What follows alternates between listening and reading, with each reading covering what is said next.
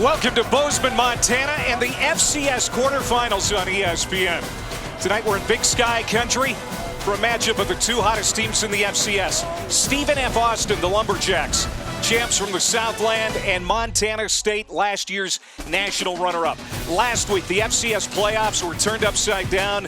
The upset of #1 seed North Dakota State by Illinois State. They will take on UC Davis tomorrow. Also tomorrow, Villanova and Tarleton State, and the Montana Grizzlies hosting South Dakota on ABC.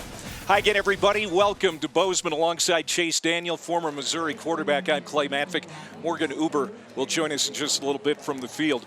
So this one starts the weekend. A couple of teams that started the year 0-2 and now both riding 11-game win streaks. This FCS bracket is wide open, Clay. Montana State, they have a clear path to the championship. They were in it last year. Can they get past this Stephen F. Austin team, who in my opinion has had the most historic season in program history? They're going to have a tough chance tonight. All right, let's go down to the field. Morgan Uber is with Coach Brent Vigen. Coach, your run game has been a success all season. How do you attack the nation's #3 rushing defense? Well, I think to some degree we got to do what we do. We got to be able to be balanced as possible, but it does start with our guys up front getting the job done. And with quarterback Sam Vidlac on the other side, a true pocket passer, how do you disrupt his rhythm tonight? Well, we've been really good at getting pressure up front, and that's going to have to be the same. We got to cover on the back end. How does experience in past playoff games help your team here on this stage? Well, it doesn't guarantee us anything, but we've been here before. We've been on the stage. We played on a Friday night, and I certainly like the fact we've done that before. Thank you, Coach. Absolutely. There's Colby Carthel, 49-year-old Southland Coach of the Year. Second trip to the FCS playoffs with the Jacks. Lost in the first round in 21. 3 wins away from an FCS title. Stephen F. Austin won the toss. They deferred. And so Montana State will start with the football at the 25-yard line. National runners-up last year, trying to get a step closer to a first national title in 41 years. And they hope Justin Lamson, the junior from El Dorado Hills, California, can lead them there. A dual-threat transfer from Stanford, brought in to fill the void left by touchdown Tommy Millott. He's a steady presence out there. He's got excellent leadership. As you said, a dual-threat quarterback can throw it, can run it. Look for him to get on the outside early, get involved with these receivers. They're going to start with 3 wide receivers. And they will run it with Adam Jones, and nothing going on the left side of that offensive line. The sophomore captain from Missoula, no gain, and this defense is elite for Stephen F. Austin. Absolutely. #2 total defense in the FCS, #5 scoring defense. Without their best player tonight, Charles Demings, on the outside, they're going to have their hands full. See the Stephen F. Austin defensive numbers. Second in the nation in total D, 5th in scoring defense, under 17 points per game. Lamson wants to throw for the first time. He'll get it to Jones out on the flat, and he is cut down quickly, short of the 25 by Jalen Mayo.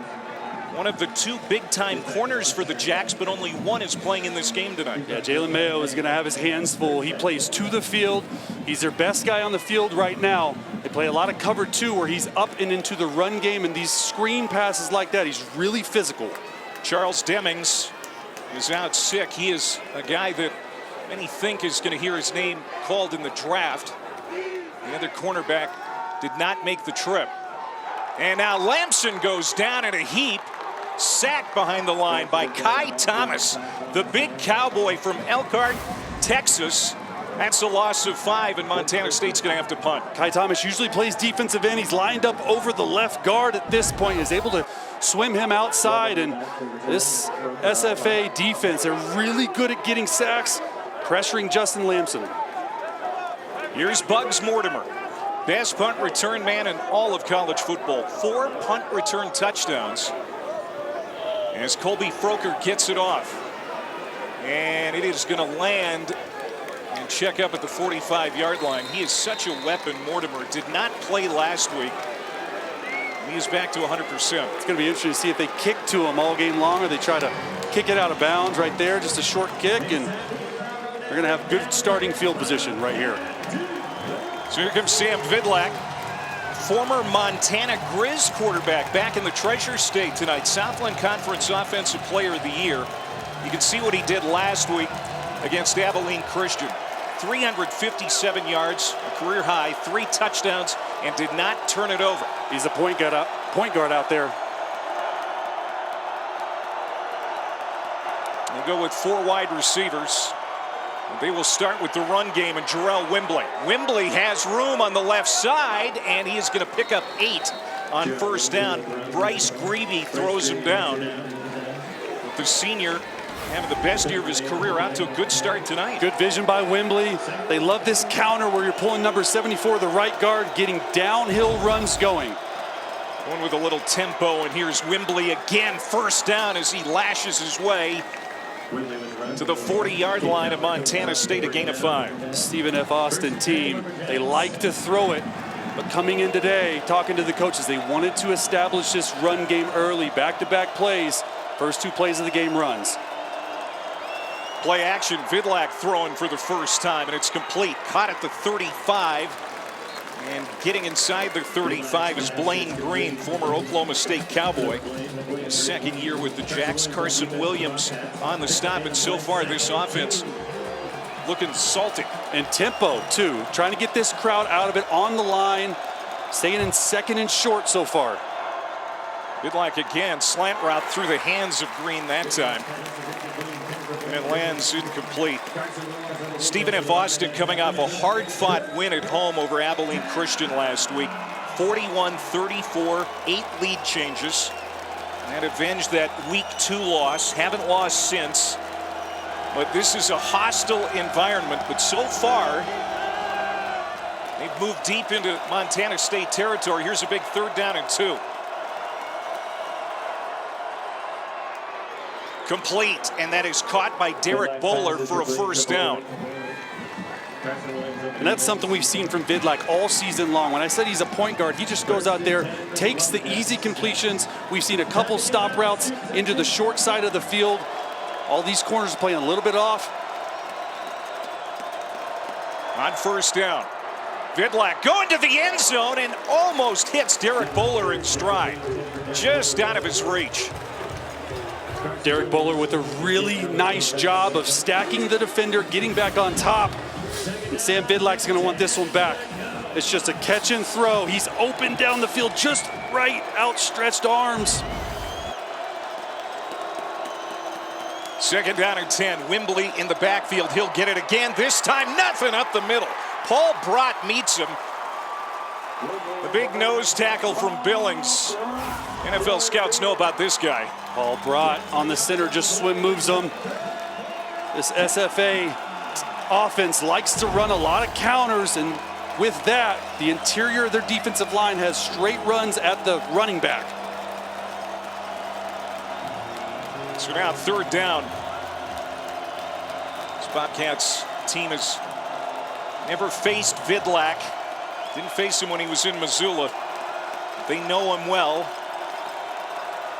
I know they need to make him uncomfortable tonight. Certainly a passing situation here. Here comes the pressure and hit from behind. Ball is loose and Montana State has it. Kenny Iden knocked it loose and Zach Cruz recovered it. Kenny Iden with a wonderful play. They're in field goal range and just completely demolishes Vidlak. And those are the hardest for a quarterback to see. You don't have eyes in the back of your head. You want to try to protect that football. Vidlak was trying to throw the football to the short side of the field.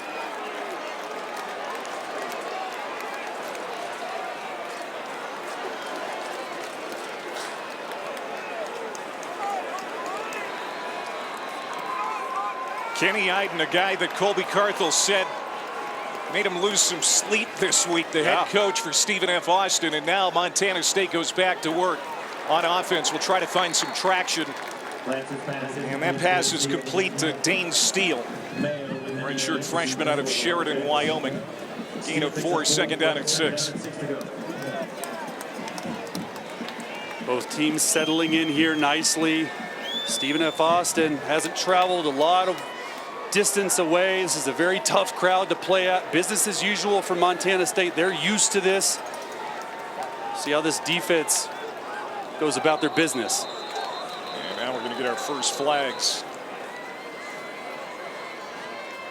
Jason Berg, our lead official tonight. It's a Missouri Valley Conference officiating crew.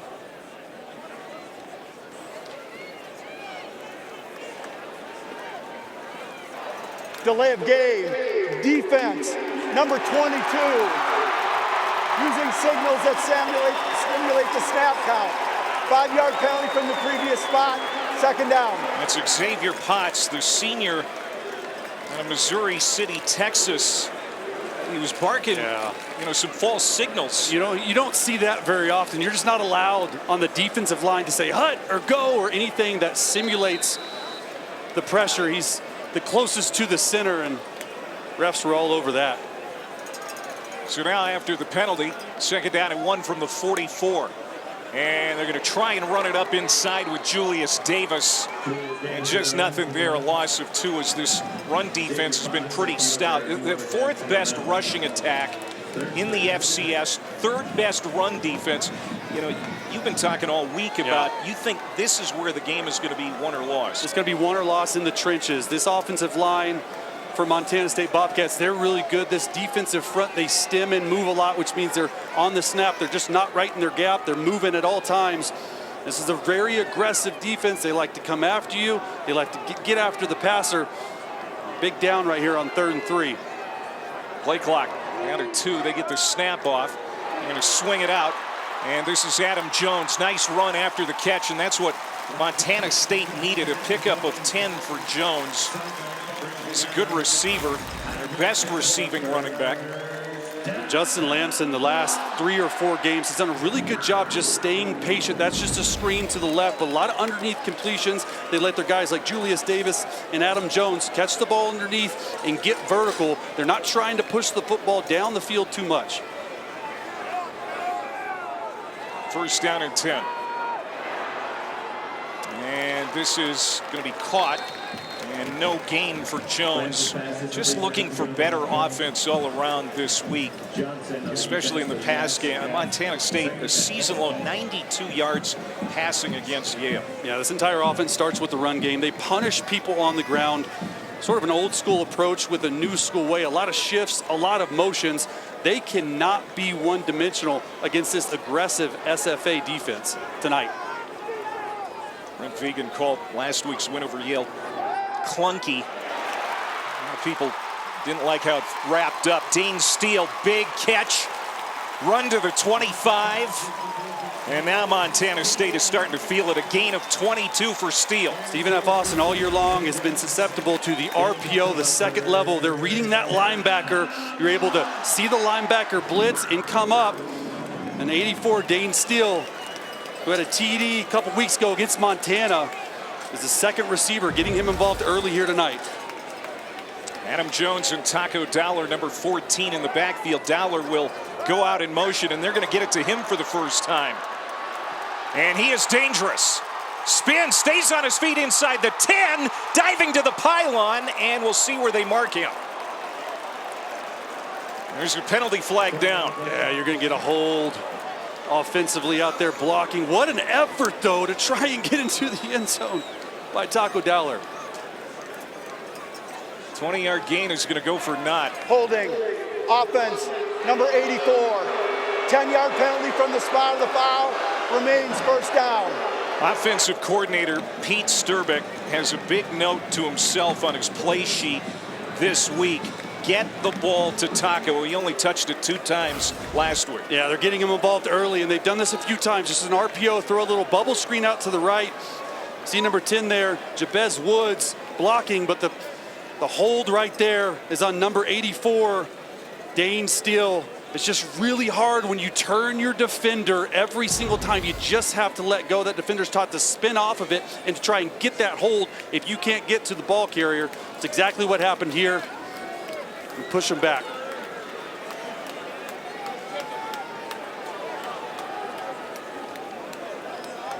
So they're going to spot the ball at the 20-yard line. Julius Davis checks back in. And now he'll move to the right of Justin Lamson. First down.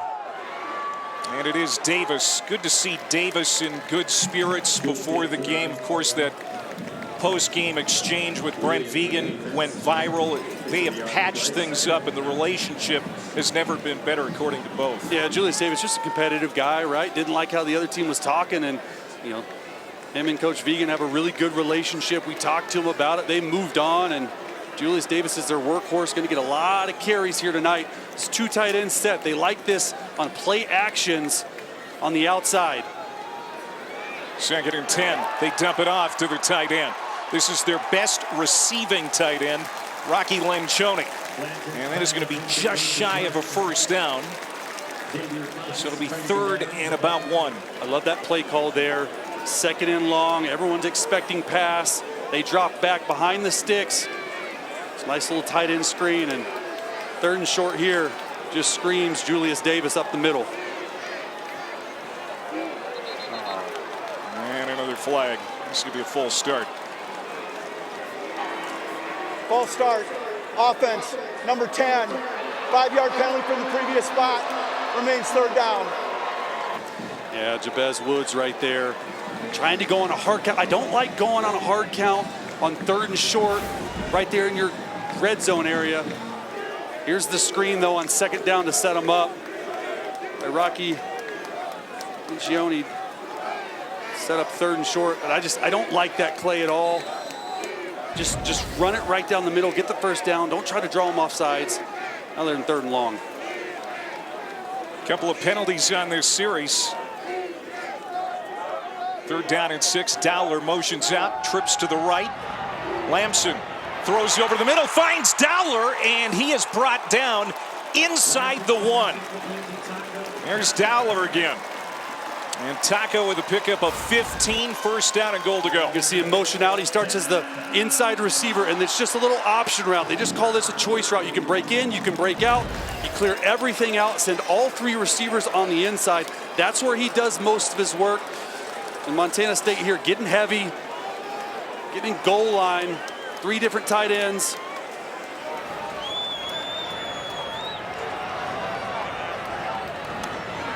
Deep handoff. Jones stood up, and 2nd effort. No signal yet. Yes, touchdown, Adam Jones.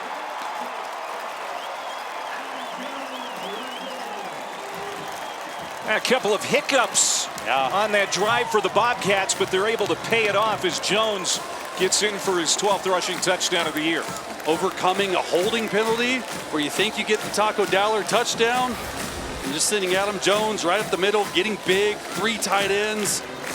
Nice job on the 2nd effort by Adam Jones. That's 12th touchdown of the year. Really like this guy. Between him and Julius Davis, man, it is a 1-2 punch teams are scared of. And Miles Sandstead bangs home the extra point. Only FCS quarterfinal tonight, 3 tomorrow, and it's a good start for the home team here in Bozeman. On the field. These teams hoping to be in Nashville on January 5th for the national championship game. Frisco, Texas has hosted the last 15 years, moving to Music City. And according to ESPN Analytics, Montana State, now the highest seeded team left in the field, is the favorite. You can see Stephen F. Austin. They've got a shot too. Yeah, Stephen F. Austin, don't count them out. Coming up here on the road versus Montana State Bobcats, how do they handle the environment? We already saw the 1 turnover today with the sack fumble, Kenneth Iden on Sam Bidlack. How do they settle back in? Short memory here as a quarterback in this tough crowd. Yeah, they got it deep into Montana State territory, but fumbled. And now Vidlac gets it to his favorite receiver, Kylan Harris, who set a program playoff record with 183 yards receiving last week. He gets 8 on that catch. You're going to see him line up everywhere. Easily the #1 target for Sam Bidlack. And you see this Montana State Bobcats defense. It is a very difficult defense to face in the first half. Not even giving up a touchdown per game in the first half. Vidlac spins it to the outside, caught, 1st down. It's Harris. Slips a tackle, gets across the 40, and another flag. He's lucky that ball did not come out. Pardon me, no flag. Catches the ball here. Punches it out right there. That's 2 fumbles. It was out. Wow. He was able to get it back. And now Jalen Jenkins in the backfield for Stephen F. Austin. He's going to get a touch. and spins and dives ahead across the 45. We're going to see at least 3 running backs tonight for Stephen F. Austin. That's Jalen Jenkins, strong runner out of Dallas. Jalen Jenkins only 5'9", 190. Sort of their back who can do it all in between the tackles, out of the backfield, catching it. 2nd and 4. Vidlak throws a heater over the middle to Blaine Green, caught inside the 40. 1st down, and here's Stephen F. Austin again on the plus side of the field. They've done a really nice job so far tonight moving the football. This RPO, this run pass option, that's a lot of what their underneath intermediate passing is Vidlak reading the 2nd level of the defense and the linebackers.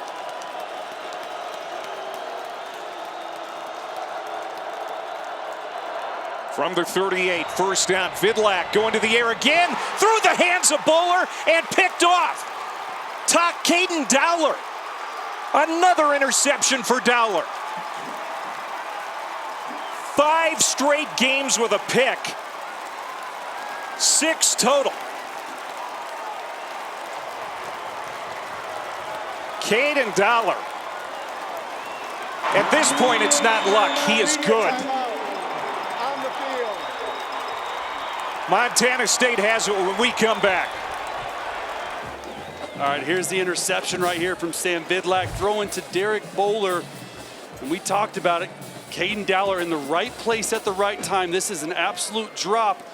But you mentioned it, Clay, an interception in 5 straight games. He's got 6 on the season, right through the hands, and he's always in the right spot. Yeah, it's not like he's walking around with a horseshoe in his pocket. He's just that good. Yes. It has to be that at this point. The ball finds him. Works really hard to get in the right spot. And now Jones is in the right spot, makes the catch, runs over a man onto the plus side of the field. Adam Jones with another big catch and run, a gain of 14. And you can just see the experience here from Montana State. 2 takeaways already on defense. Taking control of the football on offense. Another fumble right there, just taking what they're giving them. This is a big drive for Stephen F. Austin early in this game defensively to settle in and try to get a stop. Play action. Lamson ducks and runs, and he's going to get to the 40. He is bulldogged down by Tim Muhammad, the defensive end.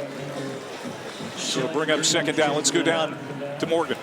Well, after that last touchdown drive for Montana State, quarterback Justin Lamson came off the field fiery, but then immediately got back to work on the iPad, and channeling his emotions is something he's told me that he's had to work on. He's always had an edge, but being the guy for the first time in his career, he's finally able to show it. He's worked with a mental coach and leadership coach who's taught him to channel it. He calls it stone cold assassin, guys. That's unbelievable. I agree with that, Morgan. 100% stone cold assassin is perfect. Adam Jones gets 5 and stopped just short of the line to gain at the 35-yard line by Cameron Reddick. So here's a 3rd down. You know, Montana State almost 48% this year on 3rd down, but only 4 of 11 last week against Yale. Felt that was an area they really needed to improve tonight. And the Jacks, of course, they have the 8th best 3rd down defense in the FCS, but they're not going to get a stop here as Jones runs right through the middle. Reddick knocks him down, but a gain of 6 and a 1st down. Here's the thing Montana State does really well. 1st and 2nd down efficiency. Stay on track. They get into this 3rd and 2, 3rd and 3 type plays, and you're able to see Adam Jones and Julius Davis both just going straight through the middle. This offensive line, we haven't talked about them a lot. It's the same starting combo for the last 10 games. They are huge up front. They are bullies. They want to play bully ball. They want to hold on to the football. And at the heart of this team is the run offense. They're going to fake it to Davis. Keeping it is Lamson. And he is a dangerous runner. Dual threat. Picks up a dozen. It's always difficult when you play man-to-man coverage. See the defensive end on the left side just come straight down. It's a pull read all the way. They don't do a lot of it, but when Tim Muhammad crashed right there, Lamson kept it. He's going to keep it again, runs to the outside, and quickly swung down by Jaden Southard. Flag comes in, several flags come in.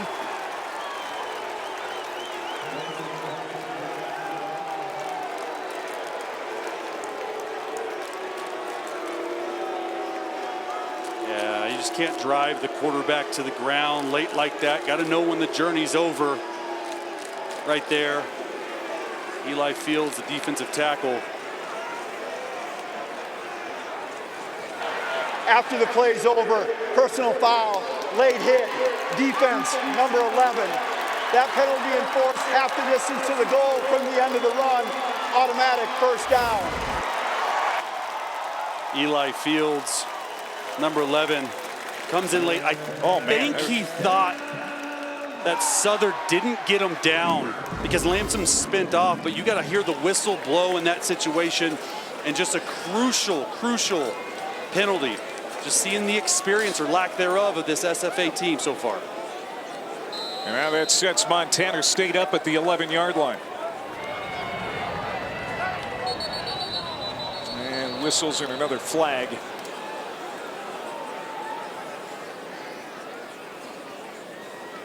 This time it's going to go against the Bobcats. Offense, number 73. 5-yard penalty, remains first down. Yeah, we saw a couple of penalties on the scoring drive for Montana State. They haven't exactly been clean here in the first half. Offensively, you know, back here in this quarterfinals game again, just want to settle in. You know, this is the playoffs. This is different level. Everyone's excited. The offensive linemen are going. Everything happens a lot faster. Windows are tighter. Gotta stay focused on every single detail. The 2 seed is going to take the 7-0 lead into the second quarter. That's the end of the first quarter. Montana State 38-2 at home over the last 5 years, trying to protect their home field tonight in the FCS quarterfinals.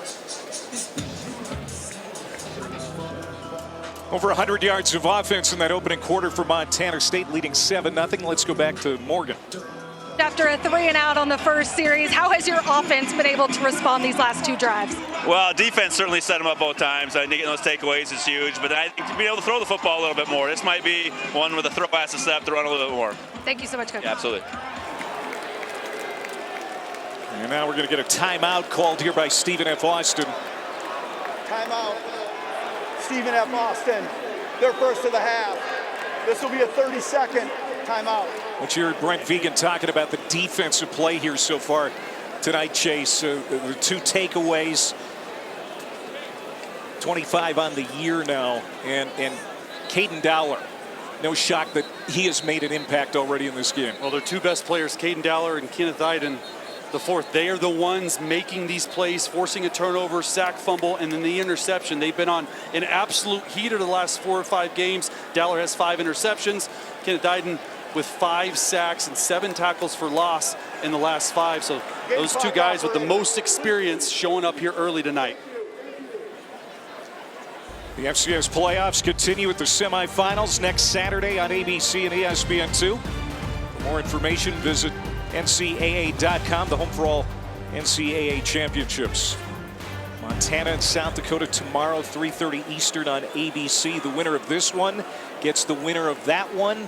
A lot of people in this state would love to see another brawl of the wild between Montana and Montana State, which of course the Bobcats won 3 weeks ago in the regular season to claim the Big Sky title outright. And that game will be here too, right? Julius Davis is going to plunge into the line, and not much there on first down. Aaron Austin, a senior transfer from Colorado, was waiting with open arms. He'll make the stop, no gain. Another zone read option by the quarterback. He's reading the outside end. Stephen F. Austin did a really nice job after Lamson took it for about 10 yards early in the game, crashing the end down and putting number 6, Jaden Southard, on the outside. Let's see how Justin Lamson and Montana State, how they handle that, because they like to get Lamson going here in the red zone.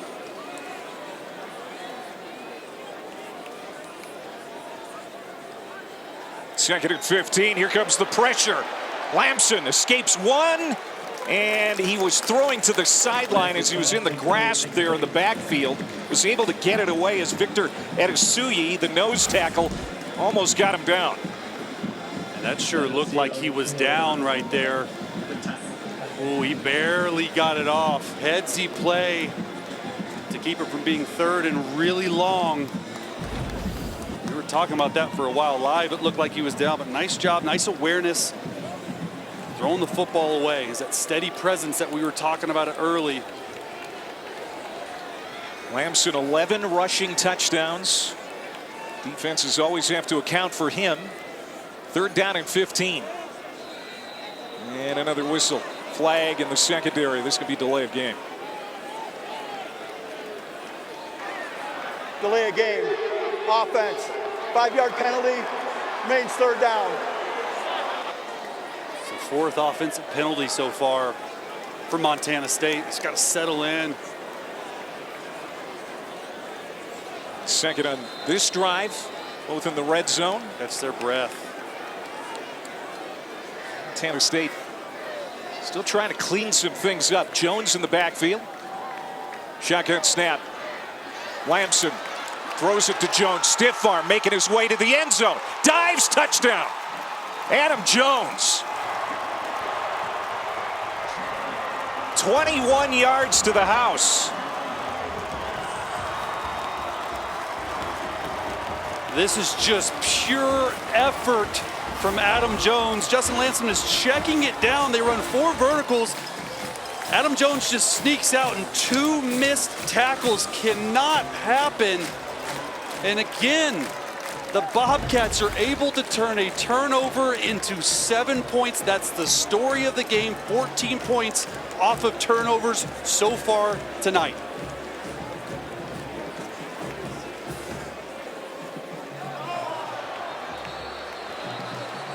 And another flag as Ed Bobineau, the nose tackle, came offsides, it appears, for Stephen F. Austin. There's Adam Jones. He grew up in Missoula. That's Grizz country, but boy, has he been a great Bobcat. Offsides. Defense. Number 3 with contact. Penalty enforced half the distance to the goal line. Replay the point for down. Adam Jones over 250 receiving yards, so he's the guy, 3rd down back, who's a good protector, but just check the football down to him and does the rest. You got to love that if you're a quarterback, understanding, hey, nothing's open, just check it down. Let me go do the dirty work. You know, Pete Sturbick was talking about get the ball to Taco. I think getting the ball to Adam Jones has worked pretty well so far tonight too. 5 catches, 46 yards here tonight already. And the 2nd attempt at the extra point is good by Sandstead. 9 plays, 58 yards. Jones, 21-yard touchdown reception, and it's 14-0 Bobcats here in the FCS quarterfinals. Adam Jones, his 2nd receiving touchdown of the season for Montana State. Now leading at 14-0, trying to get 1 step closer to a national championship game in Nashville. Montana State went undefeated in Big Sky play for a 2nd year in a row. Lost at Oregon and here to South Dakota State in 2 overtimes. First 2 weeks of the season, but since then, this team has been on a different course and, dare I say, a mission.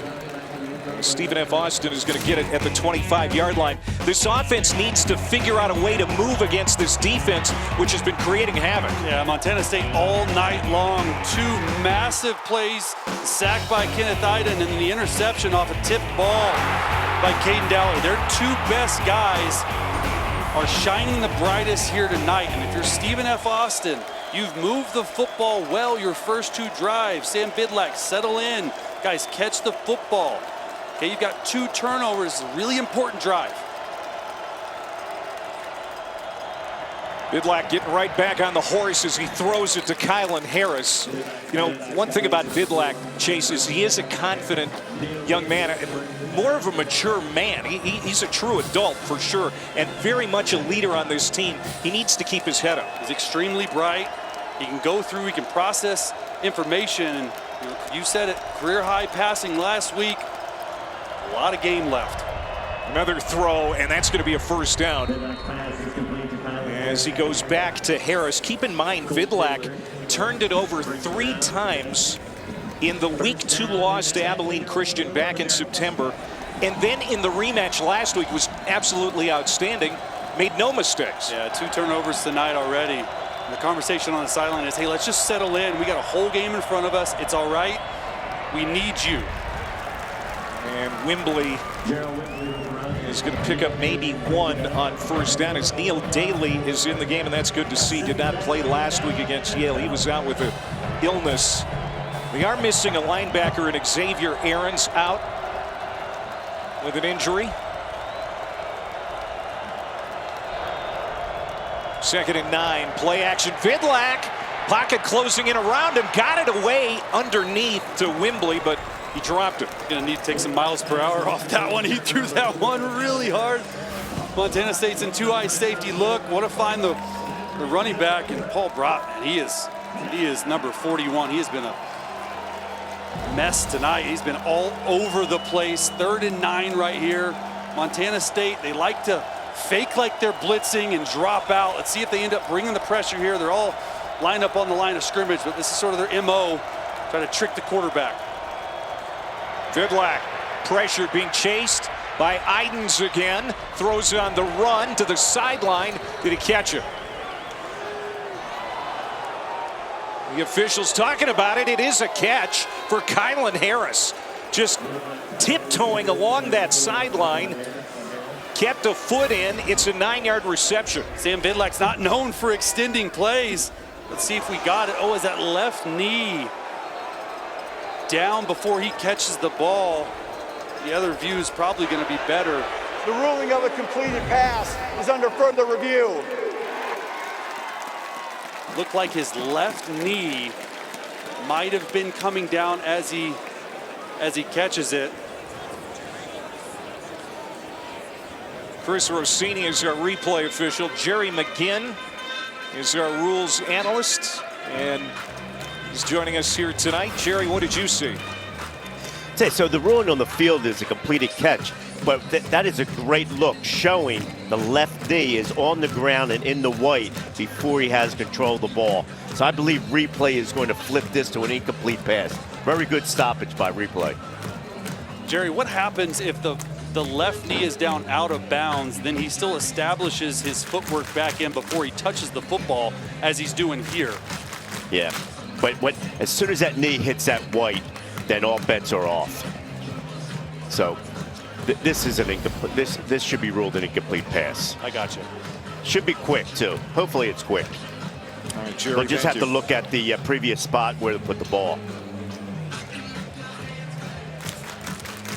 So it's ruled a catch on the field. We'll see if it is indeed reversed. Remember Kylan Harris last week, he had a one-handed touchdown catch. I mean, he is dynamic. After review, the receiver was out of bounds prior to gaining possession of the ball. It'll be 4th down at the previous spot. So it's overturned. Nice call, Jerry. You're all over that, man. Thank you. Did you expect anything else? I know, yeah, he's on it. Got a punt here, right? 3 drives, a punt, 2 turnovers. Montana State gets the ball back and score here. Laki Pazuban, true freshman out of Australia, coming on to kick it away. FCS freshman All-American. Taco Dowler is going to watch this bounce in front of him, and it rolls inside the 25, dead at the 23. Montana State with a 2-touchdown lead gets the ball back here in Bozeman. Football's most prestigious fraternity welcomes a new member. The Heisman Trophy Ceremony, presented by Nissan, Saturday at 7 on ABC. Looking forward to the Heisman ceremony tomorrow. Of course, I'm with Chase Daniel, who way back in the day was one of the 4 that made it to New York after a great season in 07 at Missouri. Way back. Fernando Mendoza, is it a slam dunk, lead pipe cinch? I think it's a lead pipe snitch, whatever that means. Fernando Mendoza is winning it. The upset against Ohio State in the Big Ten Championship against 19 million people watched it. He's winning it for sure. A sure thing. Oh, a sure thing. Kind of like you were when you played at Missouri. All right, so Montana State going back to work on the ground with Julius Davis. 30 carries for 170 yards rushing last week as a team in the second round win over Yale. Those were hard-earned yards for this ground attack against Yale. It seems like they're coming a little harder tonight too on the ground, but everything's going fine through the air. Yeah, and they're just playing a numbers count, which means, hey, how many guys are in the box? If there's enough out, and you see these wide spread out formations like you're seeing here, the quarterback's just counting the box, and there's 5 guys in the box. He's going to throw it out to the sideline, just like this. And there's another easy first down. Now trying to hurdle a man there is Chris Long, the transfer from Rutgers, who had a touchdown last week, recovered a fumble in the end zone. And this was him trying to get over the defender after the catch. For a receiver, knowing the journey's over, just step out of bounds. But another job, great job by Justin Lamson, right? They're just reading how many guys. If there's an extra hat in the box for the run game, let's throw it out. They're already 122 passing yards. They had 93 last week. And this is something, talking to the coaches, they wanted to get better at this week. Pumping. Lamson wide open. Jabez Woods. Just his 21st catch of the year, but a guy that they think a lot of. Redshirt freshman from the state of Washington, a gain of 23. And they've been setting this up all night long. Taco Dowler, a little pump. You're going to see the nickelback, number 37, jump down. And Jabez Woods, nice job just settling in that hole on the sideline. They've been setting this up all night long. You knew they were going to come to it. Really nice execution there. And you see these numbers, Justin Lamson already almost at 150 passing yards tonight. First down. Inside the 40. And Julius Davis again. Julius Davis came into the night 52 yards shy of his first career 1,000-yard season.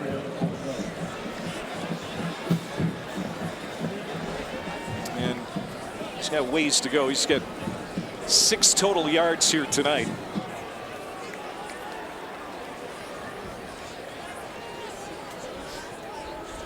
And that's not going to help his total. Malachi Williams with the tackle. That's going to be a loss of 1. You go back to Justin Lamson. The last 4 games, he's averaged 17 pass attempts, has only thrown for an average of 136 yards. Talking to the coaches, Clay, they said, hey, this is the missing ingredient for a run deep into the playoffs. The way he's playing today, 12 of 13, already 144 yards and a touchdown. He's already over that passing yard average number in those 4 games. Stepping up big. Jones in the backfield on 3rd down and 5. Lamson looking left, comes over the middle. Nice catch by Long. I mean, that was high. Long, who's 6 feet tall, reached up, plucked it out of the air for an 8-yard pickup, and they'll move the chains. Lamson going to his second read. Number 1, excuse me, Chris Long. Just climbing the ladder there. Not a really accurate pass. These receivers have been all over it tonight. Extremely accurate night for Lamson. And we talked about it, 72% accuracy rate coming into the night. That is caught inside the 5. Rocky Lencioni, the big tight end. 21 yards, first down, goal to go, Bobcats. 6'3", 240 pounds. Lencioni goes up and gets it. And they're just wearing out these sideline throws in the intermediate part of the field. Oh, now this time Stephen F. Austin. It's their hackles up. Lamson gets hit hard in the backfield. And there's Eli Fields. Remember, he had that penalty earlier in the first quarter. He made the hit. As we go back to that catch by Lencioni. That's good in the NFL. He got 2 feet down right there. Big man going up and getting it. And now this is where Lencioni is the real specialist. He's really good in the red zone. And he and Lamson have hooked up 5 times for touchdowns. This is where the legs of Lamson come alive too. He sprints out to the left, being chased, and he's going to be lit up from behind. Jaden Johnson, true freshman who got the start at nickel tonight because Michael Patterson is out with an injury. Rolling out to the left. You never really think as a quarterback when you're sprinting out to throw an option route to the left that someone's going to run you down, but Jaden Johnson, who gets a start here tonight because Michael Patterson is out with injury, Big play right there. All right, so now 3rd down and goal to go. With the junior quarterback Justin Lamson and the Bobcats from the 9. Stephen F. Austin, just sit back, got to play a little man, got to get a stop here.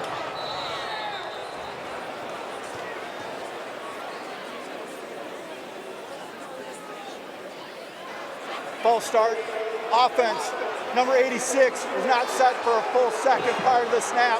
5-yard penalty, 3rd down. That's the other tight end, Hunter Province. Remember the last time, 3rd and long, it's 3rd and 14, really 3rd and goal. They just checked the football down to Adam Jones. Stephen F. Austin played a lot of man coverage. I got to imagine they're going to switch that up, play zone, and rally to the tackler. It's a big spot for Lamson too. You can't turn the football over here. That was their 3rd false start in the red zone. 3rd and goal. Lamson throws, and it is intercepted, picked off in the end zone. Cameron Reddick, the safety from Houston, and that is the first takeaway tonight for the Lumberjacks. And that is the one thing as a quarterback you've been taught since grade school. Never roll out and throw it back across your body. That's Justin Lamson's only 3rd interception all year long. You have points. You have the opportunity to go up 3 scores. Check the football down. Oh, Stephen F. Austin needed that play bad. First interception for Lamson since week 4 against Mercyhurst. And just what the Jacks needed. And they're going to run it with Wembley. And now we'll see how Stephen F. Austin can take advantage. We've seen Montana State take advantage of the Montana State take advantage of the turnovers, excuse me. Now can Stephen F. Austin do it? Big red zone takeaway. They got to possess the ball here. Give their defense a break. And Wembley again.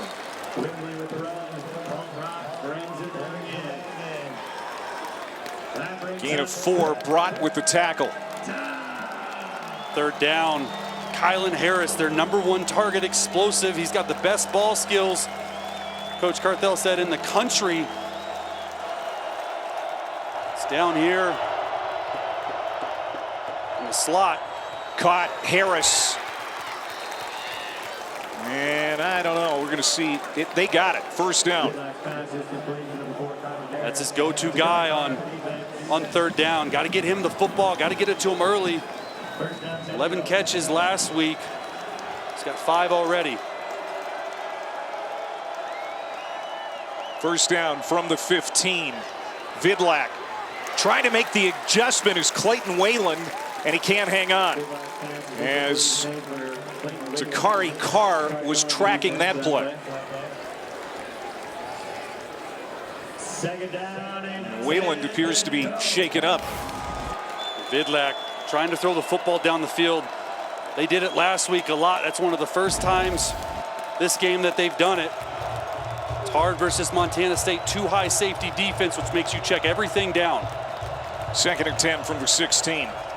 Vidlak swings it out. That needs to be caught. Harris dropped it. A guy that coming on back-to-back 100-yard receiving games. He's played pretty well tonight, but they need Harris to make all the plays again tonight. Absolutely. This Bobcats defense has done such a nice job here tonight, really all year long, keeping everything in front of them. So when Stephen F. Austin decides to throw a little screen out there, you got to catch it. You got to get north and south. And this is where you're just really have to double team number 11, Kenneth Iden. I've already seen him with a forced fumble tonight. This crowd's getting loud on 3rd down. And Iden's over the left guard. They got 5 guys on the ball. Play action, Vidlak pressured, and he is going to go down. Dropped at the 10. Zach Cruz. He was terrific in the 4th quarter against Yale last week. Blocked a field goal against Montana. He gets home for the 1st sack of the night. They end up bringing pressure. Corner pressure. Takari Carr forces Vidlak to step up, and Zach Cruz just finishes it. This Montana State defense, they don't pressure a lot, but when they do, it's exotic. And they force your protection rules to be perfect.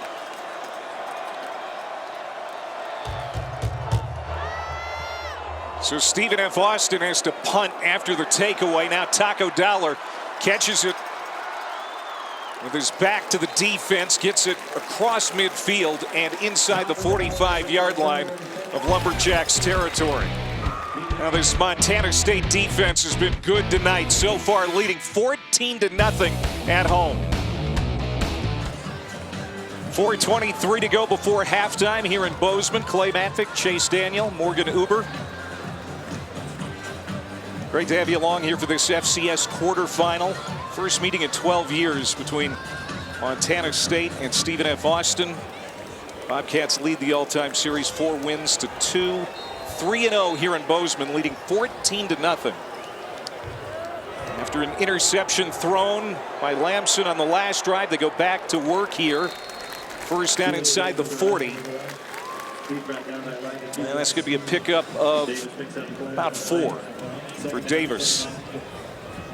And now Stephen F. Austin desperately needs to get a stop here. You don't want to go down 3 scores ahead of halftime. Oh, absolutely, especially with Montana State. On defense, SFA gets the ball back. You could double dip here. They talk a lot about the middle 8. Lamson cocks his arm, fires. Dowler coming back toward the middle of the field between the hash marks. And he is swarmed under, but it's going to be close to another first down for Dowler. Yeah, he got it. I know you like Dowler. He's not big. 5'9", 170 pounds, junior out of Billings, Montana. He and his twin brother, the heart and soul of this team. It's just, he isn't big. He's just 5'9", 170. He just finds ways to get open. He's really easy to throw to as a quarterback, which means he just has this body movement and leverage where in zone coverage, he just finds spots, always catches the ball in front of him. And Lamson rifling one over the middle. He's got a unique windup with his throw. He hits Province's tight end. You get about 5. It's a big swinging arm motion for the quarterback. And a lot of times you see that not being great on short and intermediate routes because these defensive backs are able to see the ball come back on his release and you're able to drive that. But he's having no issue tonight. Clay, he's 16 of 18, 180 yards. He's been uber efficient. He's been really leaning on his arm all the night. They're going to hand off again to Julius Davis. And he'll pick up a couple. It's going to be 3rd and 2.5, maybe 3. There's Stephen F. Austin right here, taking it down to the 2-minute timeout. Got to be able to maybe stop them and get the ball back and get a score before you go back into halftime. But Montana State they're going to hold the ball as long as possible. This is the 2-minute timeout. The Montana State Bobcats haven't won a national title in 41 years. They think this could be the year, leading 14-0 late in the half. All right, Kevin, thanks very much. Here on 3rd down and 3, Montana State goes with the run, and Davis, they don't get there, so Stephen F. Austin is going to quickly use their first timeout. Game clock operator, please put 1 minute and 55 seconds on the game clock. They're going to add a second to the play clock. So, you know, at the very least, they forced a field goal attempt, and that's a win for Stephen F. Austin. Well, if I'm Brent Vegan, I'm thinking, hey, is it short enough to where we can get Adam Jones or Julius Davis or Justin Lamson running the football? I think they're probably going to end up kicking it to go up 3 scores. We talked about the field being wide open. Remember, North Dakota State, the 1 seed, 10-time national champion. Upset last week by Illinois State. South Dakota State national championships in 22 and 23, also not in the field. So this is how it sets up here in the quarterfinals. First of 4 here this weekend. Here comes Miles Sandstead to attempt a 42-yarder. He has been perfect from inside 40. Outside of 40, a little bit askew, and this didn't look right, and a penalty flag comes in. Prior to the snap, false start, offense, number 57. 5-yard penalty from the previous spot.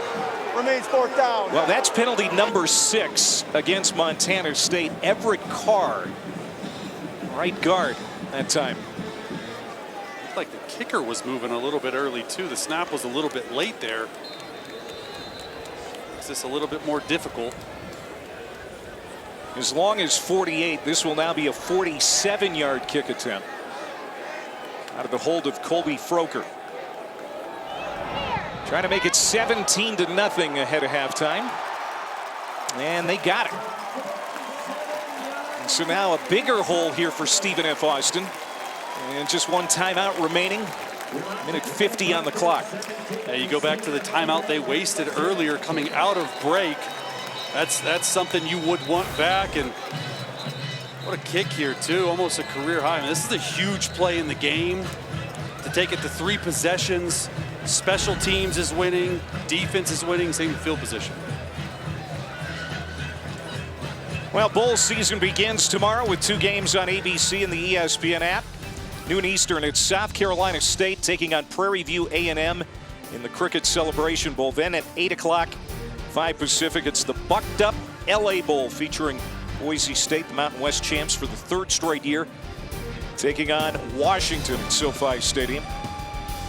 33 bowl games, 6 college football playoff games on ABC and ESPN in the coming weeks. This is the best time of year. Yeah, bowl season, man. It's the best. There's schools out sometimes. You got bowl practices. Finals week is graduation here. It's awesome. And Stephen F. Austin, they need to get it going. They're going to have this at the 25 as we go down to Morgan. A sense of urgency over there, I would think, Morgan. Yes, that is the exact feeling that I'm getting on this sideline play, and it's really been a number of coaches and players going around the sideline, but Josh Atkinson, wide receiver coach in particular, firing up his wideouts, saying they're making plays. We're not being us. We're beating ourselves. Settle your minds. And Sam Vidlac telling me this week, when adversity strikes, you either want those moments or you shy away from them, and he's always wanted them. Ever since he was a kid, it's all about being part of a program with teammates that believe in him. Well, he's hit from behind, Morgan, and the ball is going to be live for now. Picked up and inside the 5-yard line, returned by Carson Williams. Now, was his arm going forward?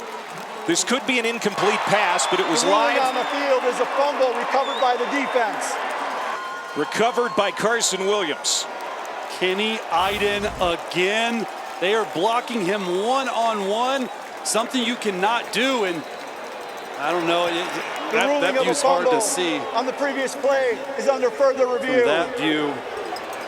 But it's if his hand is coming forward and he's trying to throw the football away. I think the refs did the right thing in letting this thing roll, because you knew you were going to look it over. This will probably be our best look right here. Iden going. Oh, man, that looks like an incomplete pass to me. And Iden, just such a nice job, too. It's not only he's getting to the quarterback and winning his one-on-one matchups, but you're taught there, hey, disrupt the football. Go after the quarterback's right arm.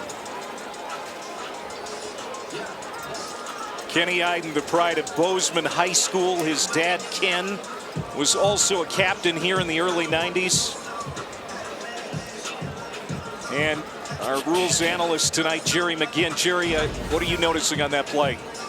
So first of all, the referee did a very nice job letting the play go. He did rule it a fumble. He threw his beanbag. So replay is going to look at whether he has control of the ball. And so his hand is coming forward, but is it an open hand? It does appear that he does have control of the ball. If it were an open hand, obviously fumble. Yes. It's hard to see in this view when the ball comes up, but it sure looks like he's throwing it, right? It does, but they will need indisputable video evidence that he does have control of the ball. But it does appear that while his Yeah, so I would imagine that the call is going to be upheld, that it will be a fumble.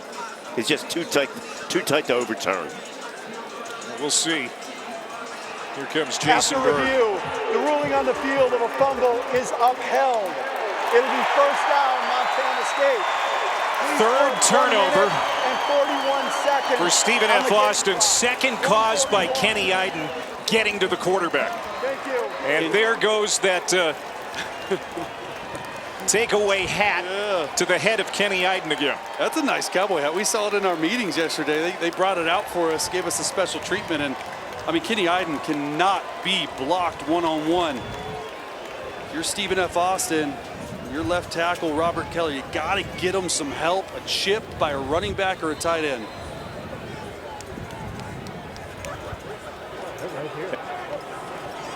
Play fake. Lamson, that's too hot to handle for Taco Dowler. It's incomplete. We talked about the defensive front for Montana State, especially Kenny Iden, but they have a lot of talent up there. They're big, they're strong, they're veteran. Plus they're deep. I mean, they're rotating 9 guys up there, and it just starts to wear out Stephen F. Austin's offensive line. And I think that's the biggest thing you said was they rotate a lot of guys so these guys can stay fresh. They can rush the passer, and they knew they were going to get some chances to take the football away up front.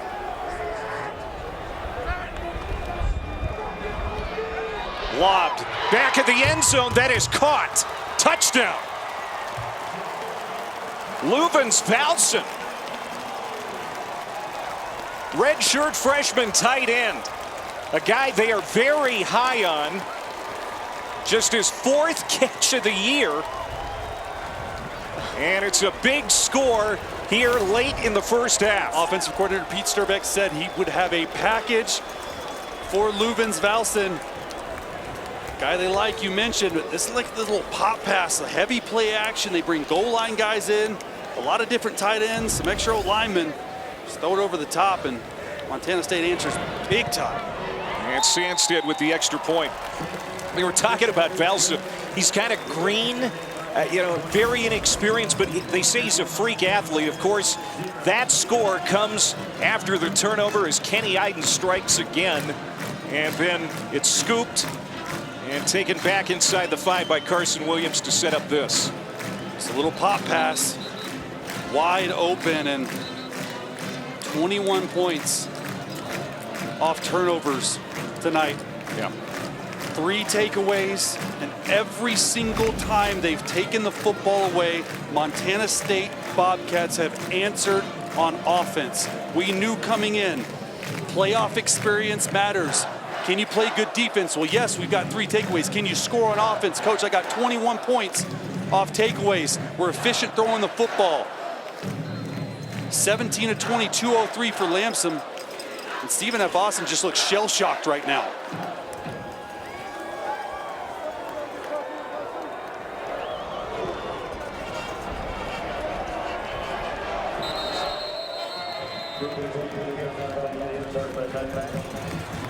Montana State, we talked about how good they have been at home, and the last 2 Friday night playoff games. We were here last year for the rout of Idaho, 52-19. Defeated William and Mary 55-7 a few years back, and right now this looks like the makings of another rout, but still a full half to play, of course. And Stephen F. Austin has been scrappy all year, riding an 11-game win streak, but they need to get it going now.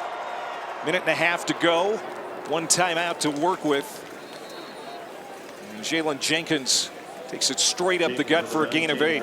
Stephen F. Austin, they are a quick strike offense. They like to throw the football down the field, so a score here, you receive the ball in the second half. It's a new game. Play fake. Vidlac caught. Green. Big play, spinning inside the 25. Man, he has been a good fit with the Lumberjacks. Big catch. They needed that. A shot in the arm, a gain of 42. Playing Green, middle of the football field versus 2-eye safety look. A dime by Vidlac.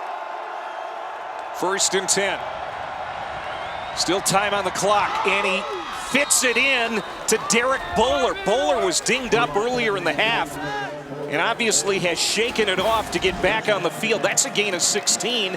First down, goal to go. 3 plays, already back in scoring position. Throwing again. Here's Harris, quickly wrapped up by Dowler. Dowler saying, all right, we'll stop the momentum, and now 40 seconds to go. Still a timeout. And we'll see if they're going to call one here. It doesn't look like it. They need to hurry up to the line, have this play called if they're not calling this timeout. 4 receivers set, Jenkins in the backfield. Bidlack looking to the end zone, and now that pass is tipped and nearly picked off again. Bryant Meredith almost got to it. Good coverage by Montana State secondary, and that's a scary throw right here. 3rd and 11. The Bobcats have been playing too high safety look. They've had some success in the middle of the football field with their big receivers. So with 3rd and goal here, 16 seconds in a timeout, what are they doing? Yeah, you can throw it anywhere you want. You can throw it. You still have that timeout for that field goal range. You obviously want to score a touchdown, but every play is alive. Bidlack, end zone, caught! Clayton Wayland makes the catch. How about that drive? And Wayland, who was also dinged up earlier in this half, gets back out on the gridiron and comes up with a big play here with 11 seconds to go in the half. This is what we've seen all season long from Clayton Wayland and Sam Bidlack. They put him into the boundary. He's 6'3", 190 pounds from South Lake, Texas, my hometown, and it's one-on-one matchup. Really good ball skills, touching the top of your head, moshing you. So they're going to go for 2. I knew you were going to get the South Lake Carroll reference in there too. As Wimbley bounces around in motion, looking for the conversion, and they're going to pick it up. And they go right back to Wayland. Their number 2 pass catcher just picked up his 5th receiving touchdown of the year, gets the 2-point conversion, and all of a sudden this game is a different feel. Yeah, what a drive by Sam Bidlack. We said, hey, they can score quickly. Just his eyes, look at his eyes just locked in on Clayton Wayland. 3rd and 11, they got a safety over top. McMillan in coverage, and then the 2-point conversion, you run a slant, you come back out. Pinpoint accuracy by Sam Bidlack, and this is the type of offense, Clay, that we've seen Stephen F. Austin since their first 2 games of the year. They can score points, and they can score them in a hurry. They're the 14th ranked scoring offense in FCS, and it's just a 2-score game now. Colby Carthel's been waiting for that. I mean, they are East Texas tough. Red dirt mindset, that's what it says on that shirt. That's what the 7th-year head coach has brought to that program. Just a toughness, and you knew these guys were not going to lay down. Scooped up here by Jabez Woods. He's going to bring it back to the 15. And 5 seconds on the clock. Wonder how Montana State's going to play this. Maybe going to take a knee and get this to the locker room. Take a knee, go to the locker room, and Stephen F. Austin gets the second half kickoff. So for how poorly it went, just to have the mental fortitude, the mental toughness offensively after 3 turnovers to come back here and put a 2-minute drive together, picture perfect.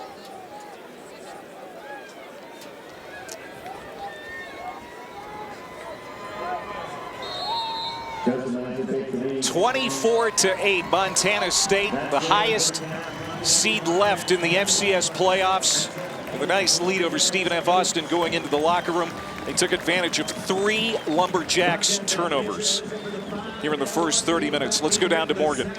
Coach, your defense has dictated this game until that final minute. What changed on that drive? Well, he fit a couple balls in there, really good throws. You know, ideally we could break those up. We didn't, and then we let them in the end zone. So unfortunate they get the ball coming out, but we got to figure out a way to get them stopped and get the momentum back again. How would you assess the way that your offense has been balanced through the first half? Well, not necessarily balanced, but we found a way, and we found a way through the air. Hate that we left the scoring opportunity out, you know, time before, but we've made some big plays on offense, so we got to keep that going. Thank you, Coach. Absolutely. All right, thanks, Morgan. Halftime here in Bozeman. going to send it to the studio now, Kevin, Roddy, and EJ. Beautiful night in the Rockies. It's been a beautiful first half for Montana State. Welcome back to the FCS playoffs, the quarterfinal round, 24-8. Montana State leading Stephen F. Austin. Alongside Chase Daniel, I'm Clay Matvick, Morgan Uber down on the field. So the story of this game, the Montana State defense, turning those turnovers, those takeaways into points. 3 takeaways, 21 points off turnovers. The Montana State offense is doing their job once they get it here. And here we go. Their best player, right? Iden with the sack fumble. He's forcing it. And then a dropped pass right here. Caden Dowler with the interception. And Iden again, you're leaving him on an island. Carson Williams scoops it up, tries to score, but the very next play, Justin Lamson connects with the tight end, and look at these pass yards for Montana State. That's the difference. Justin Lamson, extremely efficient, 17 of 20, 188 yards, 2 touchdowns, +2 in the turnover margin for Montana State. That's the big thing. Stephen F. Austin's defense came in allowing 266 yards per game total. Second best defense in the country, but already have given up 215. We have a half to go. We're going to return this. Coming out of the end zone, this is Richard Reese, the Baylor transfer. He's lightning quick. Not a bad effort, but he's going to be stopped short of the 25 as we go down to Morgan. Well, Coach Cardwell told me there was certainly some frustration in his locker room, the hole that they're going to have to dig out of. But he said there's still plenty of belief. They've been their own worst enemy in all of this. He said coming in, a key was to stop the run, and we've done a good job of that. But they've made plays through the air, and we've dropped balls. But the biggest adjustment he wants to see is doing better at protecting quarterback Sam Vidlac. The Bobcats have mixed up pressures, but there's no excuse. If he has time, he can make plays, and he showed it on that final drive of the first half, guys. Yeah, he's been sacked 3 times. This team is going to have to channel that East Texas toughness and that red dirt mindset. Vidlac is complete on his first pass of the second half, and he finds Bowler, the former Indiana Hoosier, for a pickup of 8 yards. For how bad Stephen F. Austin has been in the first half, and all the takeaways and all the turnovers, if you score here, get the 2-point conversion, it's a 1-score game. Going to run it for the first time in the quarter with Wembley. And the tackle there by Alex Eckert. Lewiston, Idaho native. Real tip of the hat to this defense. We could talk about them all night, the way they have played, and they're playing with a man down. Xavier Aarons is out, but they have been taking advantage of opportunities. Harris with the catch, and that's going to be another first down. Quickly wrapped up by Carson Williams, who had that fumble recovery that set up a score for Montana State in the first half.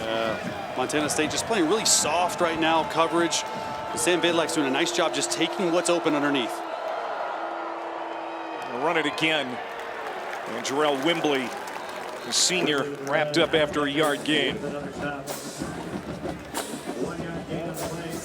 Tell you what, these Lumberjacks got a break with the weather here in Bozeman. It's really cold just about everywhere in the state. Got up to 50 degrees here today. They thought that weather was going to be an issue along with the altitude. Throwing it downfield is Vidlac. Good adjustment by Kylan Harris. Man, he is quietly putting together a pretty good ball game, and now a flag on this sideline at about the 40-yard line. Kylan Harris, nice job understanding it. Offense, number 56. 5-yard penalty from the previous spot. So Jake Henry, a legal man downfield. Seth Martin, number 68. He's replaced left tackle Robert Keller. Robert Keller has given up 2 sacks to Ken Iden so far, so we're going to see if he can hold this guy. You got to help him out there. Hadn't played a lot. Running back, tight end over on that side. With this noise, Stephen F. Austin, the loudest crowd they've played in front of this year, and that's incomplete. Wayland had the touchdown just ahead of halftime, the intended receiver. Stephen F. Austin brought the band into practice this week to try and get acclimated to loud noises. And the Bobcat Stadium, pretty loud. There is the Stephen F. Austin band that flew in today to be a part of this.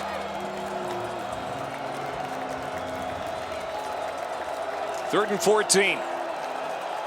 And Ken Iden moved on the inside now over the left guard to get a one-on-one matchup. Here he comes. Pass over the middle, caught. Nice catch by Derek Bowler. He's going to be a couple of yards shy of the line to gain. And it's fourth down, and we'll see if they're going to bring in Gavin Rutherford. They are. He is the short yardage quarterback. Has a couple of starts this year, but they use him in goal line and short yardage. 6'3", 210-pound redshirt freshman quarterback comes in for Vidlak. This seems like a big play for the Jacks. Can they get it? Rutherford, just savvy and guile. Look at that will for a first down. I mean, it's literally just quarterback dive. He gets hit way behind the line to gain and just drives his legs 210 yards. They run a little jet sweep motion, pulling the left guard, and runs right into his guy, and huge fourth down conversion early in the third quarter. They call that the GATA package. Get after their you-know-what. Oh, so it's a first down. And now Reese getting a carry, his first here tonight. Big 12 offensive freshman of the year a few years back at Baylor, has wound up at Stephen F. Austin, had a big run last week. He's got some explosiveness that they'd like to channel here in the second half. He's the #1 guy for them as far as threat to go the distance at any time he catches the football, not only running it, but throwing it to him out of the backfield as well. Such a huge drive here for the Jacks as Harris goes in motion. Vidlak pitches it out. Here's Reese. They like him on the edge. And he is cut down as he crosses the 50 by Bryant Meredith, the nickelback. That was a really good tackle by Meredith. And the long run play last week you said about Richard Reese came off this speed option. They run it a lot. They're reading the end, old school, and nice job right there to get in third and manageable. And once again, I'm looking at, hey, there's no Kenneth Iden on the field right now. Oh, he's coming in. All right, he was off. Now he's coming in, and he's lining up over the left guard. Again, they slid the center to him last time. That's what I'm worried about right now, my protection plan. 3rd and 7. Vidlak has time, throws, incomplete, flag down.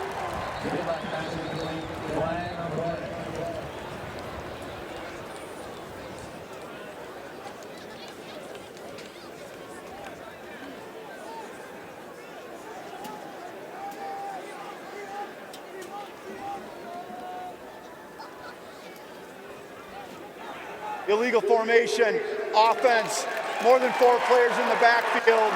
That penalty is declined, 4th down. That's a killer for Stephen F. Austin. Yeah. It's rough. And they're keeping their offense out here on 4th down, down 16. And their go-to guy in the slot, Kylan Harris. He's matched up one-on-one with Bryant Meredith, who's a free safety.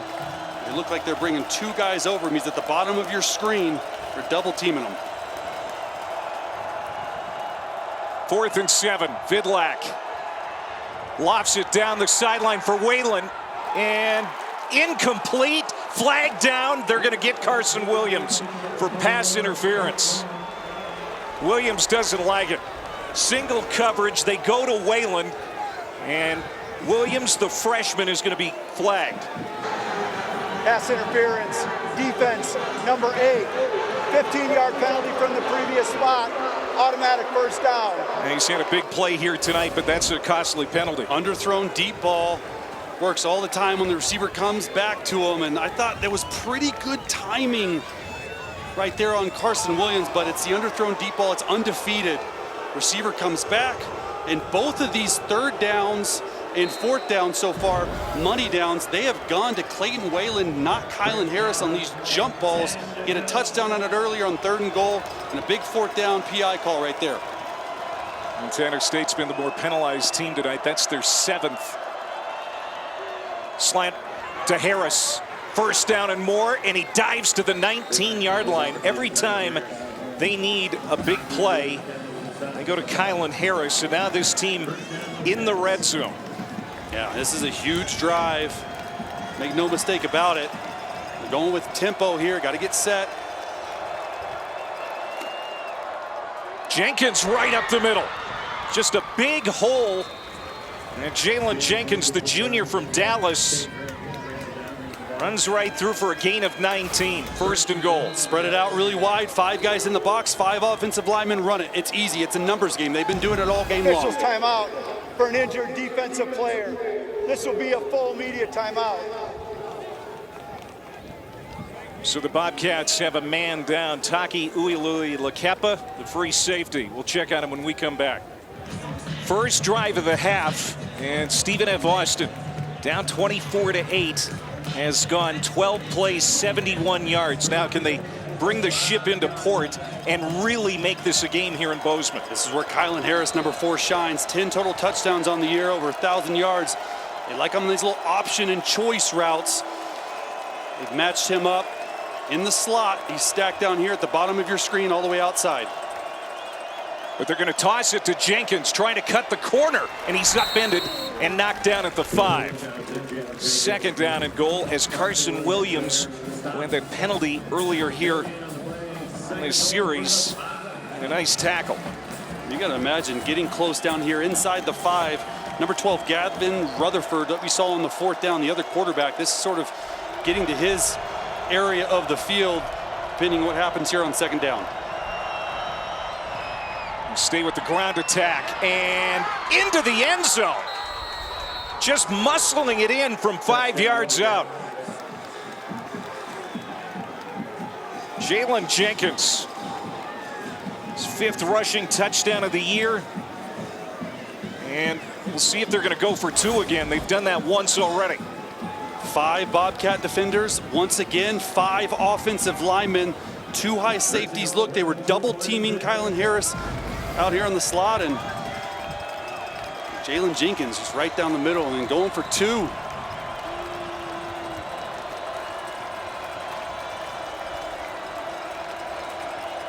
Jarrell Wimbley comes in and running back, and now he's going to line up as a receiver. 4 receivers to the right, 1 to the near side. It's Whalen in single coverage. Vidlak has time, moves to his right, looking to the end zone. Running, throwing, and it is incomplete. Tried to fit it in there to Green. And so Montana State will deny the 2-point conversion, but the game is now a 10-point difference. Yeah. 2-possession game. You get into the red zone. This Montana State defense has been really good at the start of the 3rd quarter.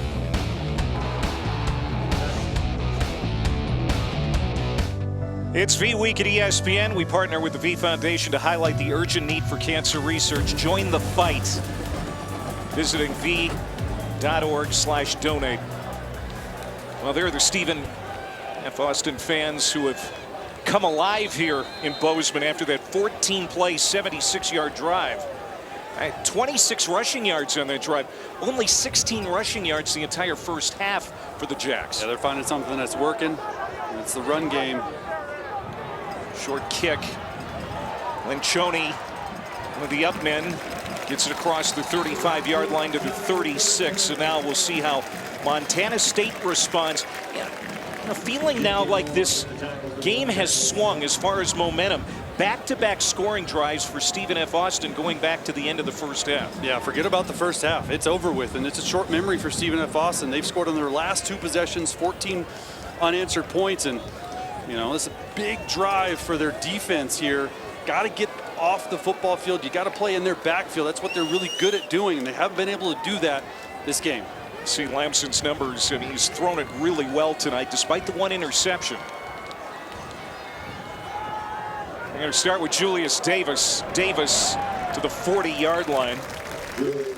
Julius Davis, 7th year of college football. 4 at Wisconsin, 3 with Montana State. Part of a 3-headed rushing attack. They had had 3 1,000-yard rushers last year. Scott Troy Humphrey, Adam Jones, who's still with the team, and then, of course, Tommy Millott. They haven't missed a beat here this year. That's an unbelievable stat. 3 1,000-yard rushers. Lamson drops back, throws, and got it to Dane Steele, wide open.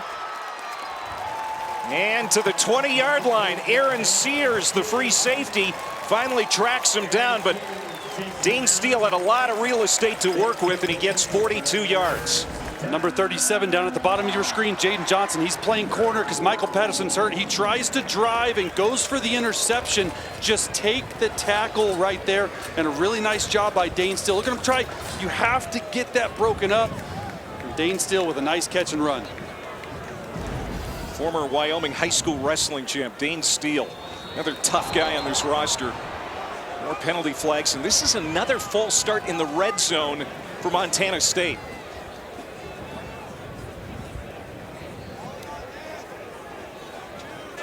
False start, offense, number 89.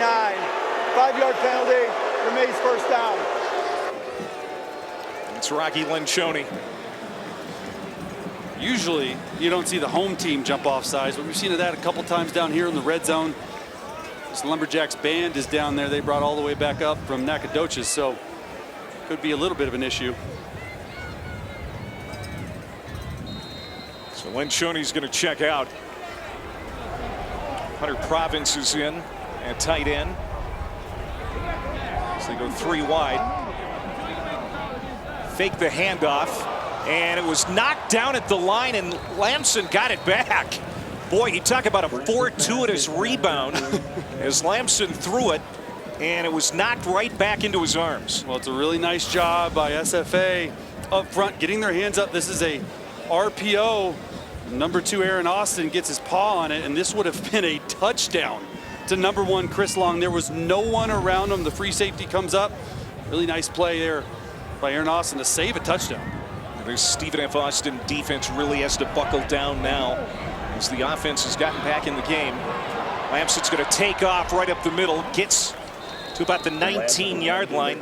Edisuyi, nose tackle, makes the stop. So it's going to be 3rd down and long. One bright spot for SFA defensively is Lamson only has 7 carries for no yards. They've kept him intact, but no bigger down than right here to just hold him to 3. Can't play too soft. We saw it check it down to Adam Jones last time. He's in the backfield as well for a touchdown. It's like they're playing man-to-man across the board. Lamson looking left, launches it toward the corner, single coverage. Good job knocking that one away. Jaden Johnson, man, has he stood tall at the nickelback position tonight? And so it's 4th down. Staying in phase by Jaden Johnson. They're trying to take a shot to the end zone to their best receiver, Taco Dowler, and Lamson sees that it's man-to-man. He checks to this inside fade. And we highlighted Jaden Johnson giving up the big play earlier, but nice job staying in phase, knocking it down. Sandstead hit a 47-yarder in the first half. This is from 36. Got it. Well, Sandstead, the redshirt junior from Alexandria, Minnesota, puts 3 on the board to kind of stop a run. Immediate timeout For Stephen F. Austin. 27-14, 6:07 to go in the 3rd here in Bozeman. Back here in Bozeman, the quarterfinals of the 24-team FCS playoffs. Of course, the 12-team FBS playoff starts a week from tonight in Norman, Oklahoma. Sooners hosting the Crimson Tide on ABC. That's going to be a dandy. Friday night standalone game. Sign me up, coach. A week from tonight. Touchback. Let's go down to Morgan.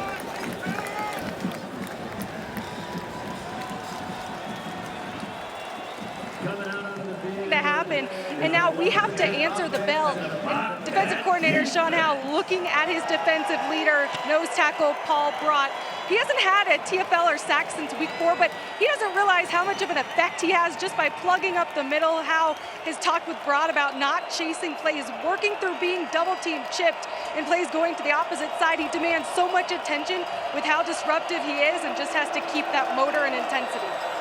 All right, Morgan, thank you. Vidlak loading it up, rifles a bullet across the middle. And too hot to handle for Derek Bowler. That's his second drop of the game. Both have come in the middle of the field. The first one was intercepted by Caden Dowler. I'm telling you right now, if he catches that, it's a house call. Stephen F. Austin's done a really nice job attacking the middle of the football field versus this too high safety look. Let's see if they come back to it.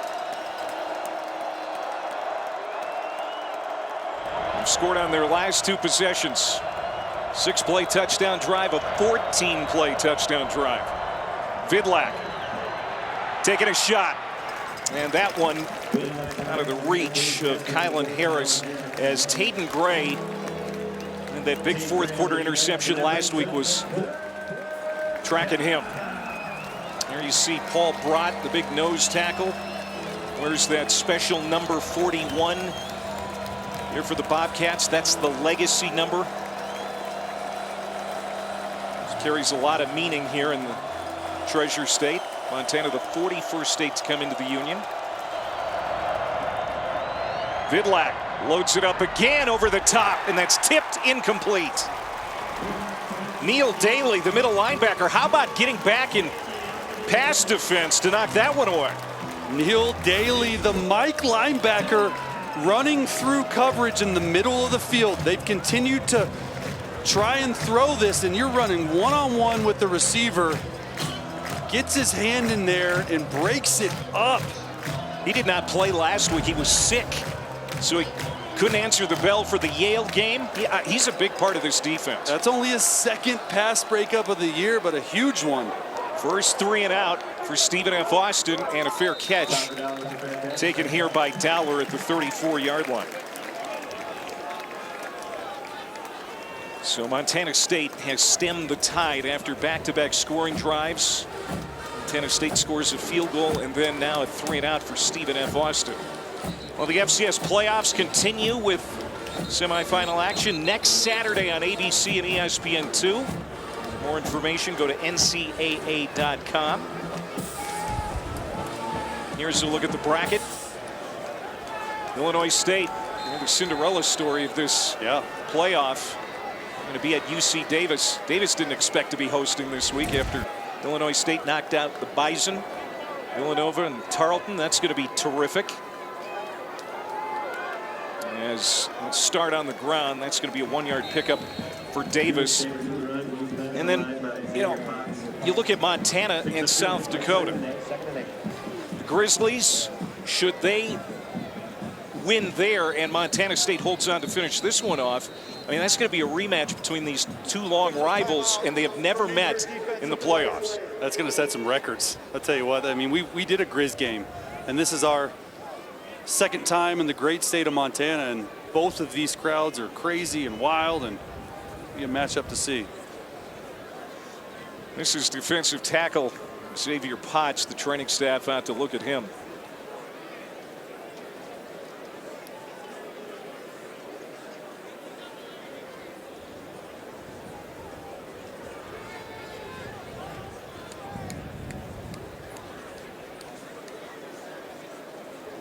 That's good to see. It looks like he's going to be all right. Yeah. Got twisted up a little bit in the mass of humans. We know that there is going to be a new champion in the FCS compared to the last 5 years. Sort of hard to believe that the Grizz and the Bobcats, 2001 and 1984 were the last 2 times.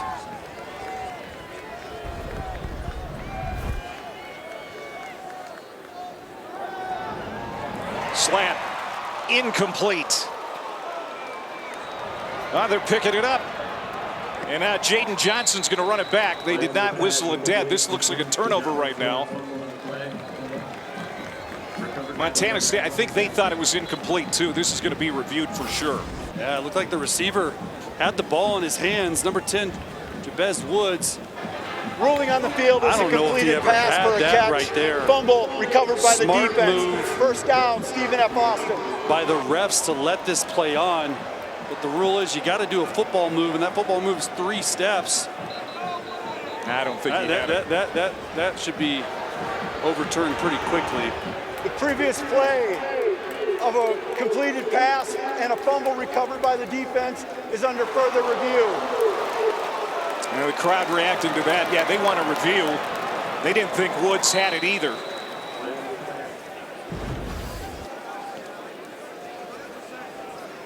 So our replay official Chris Rossini is going to take another look at this.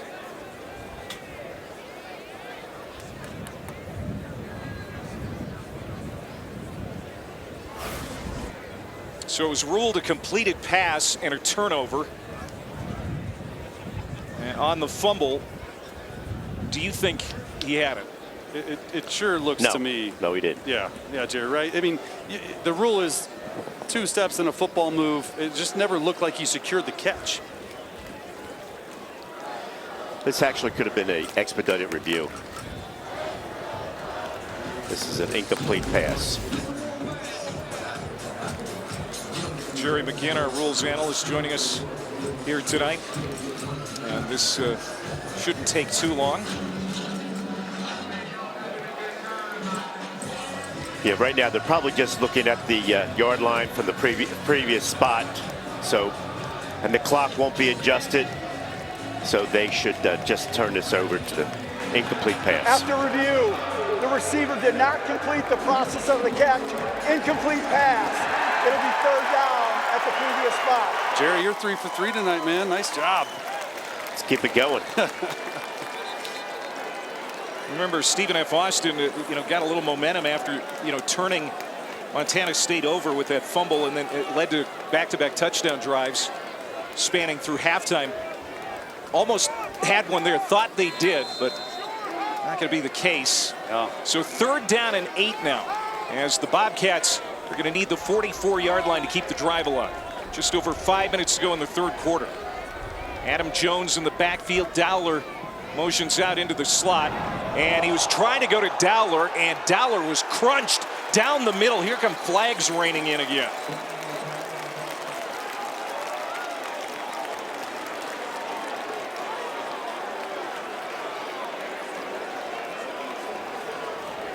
Cameron Reddick got there a little too early. Yeah, I think that's what Dowler thought immediately.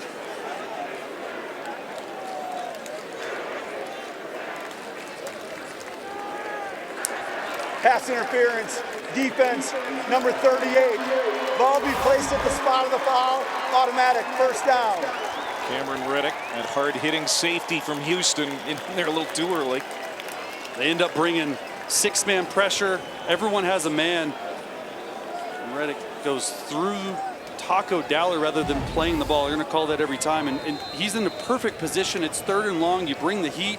Just stay there. Be patient. It's a big penalty. New set of downs. Look at this room for Jones. Jones to the 25 and pushed out inside the 20 by Jalen Mayo. Jones cut it up the middle and then busts to the outside for a big gain of 40 yards. That's what happens when you get man-to-man coverage. There's no one on the outside, especially when you don't set the edge. Really nice job. They bring Jaden Johnson off the corner slot down here. And when he does that, he sees nothing but green space. And Jaden Johnson takes the quarterback, and it's a heck of a game for Jones right here. 46 yards on 5 carries, a touchdown. And now Lamson going back to the air. First down, goal to go, Bobcats. Hunter Province, big tight end with her 16-yard pickup. And the Bobcats knocking on the door one more time. The Lumberjacks defense has had no answer for this offensive game plan by offensive coordinator Pete Sturbick tonight. They're doing whatever they want. A lot of it has come through the air. Bobcats 4 of 6 in the red zone.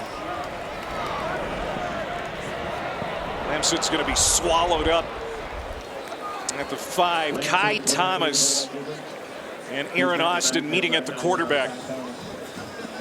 They were ready for that one. Justin Lamson, when he gets inside the 10-yard line, uses his legs. A lot of called quarterback runs where they're reading a defensive end or sometimes a linebacker. And if SFA wants any chance of being in this game, they got to get a stop here.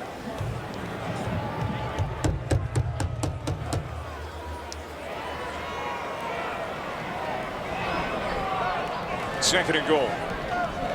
Lamson rolling out, nobody in front of him. A race to the corner, got there, touchdown. Justin Lamson, so good with his feet. And he rushes in. 9th game with a rushing touchdown and a passing touchdown. And just like that, Montana State has strung back-to-back scoring drives together. Montana State tonight, 8 total drives. You take out the kneel down, and they've scored on 6 of their 8 drives. And Justin Lamson, we said it before, this game I thought would come down to his arm and his legs, and he's delivering tonight. 3 total touchdowns. 6 plays, 66 yards, and a little over 2.5. So much going on in the backfield. This was actually supposed to be a pass. He just said, hey, let me take it myself. Fake it. You bring Taco Dowler in motion.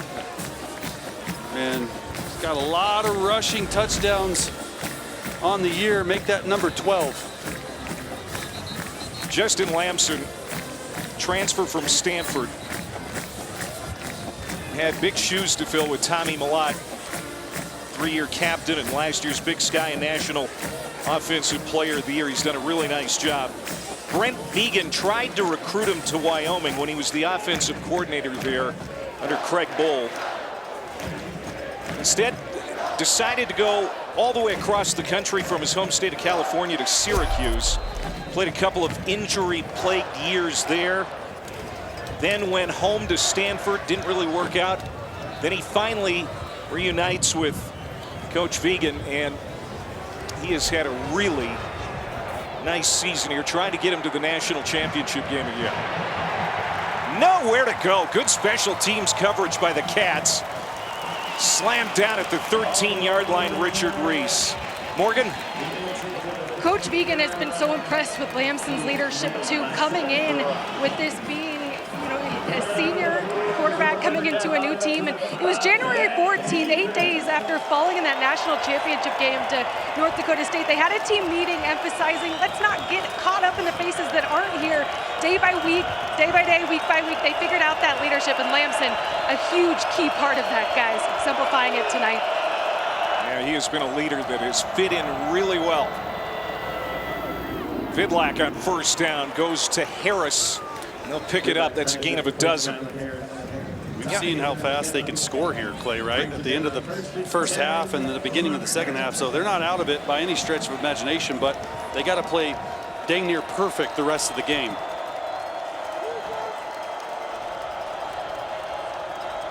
Low snap. Vidlac comes up, twists it off to the 30-yard line where it's snagged.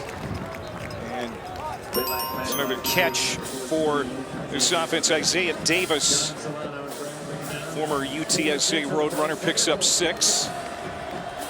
Sam Vidlac trying to rally this team as they go back to the ground and right up the middle. Vidlac, second season at Stephen F. Austin, had stops at Oregon State, Boise State, and we talked about Montana. Was the opening day starter for the Grizz in 2023. Lost his job to Clifton McDowell, who guided them to the national title game.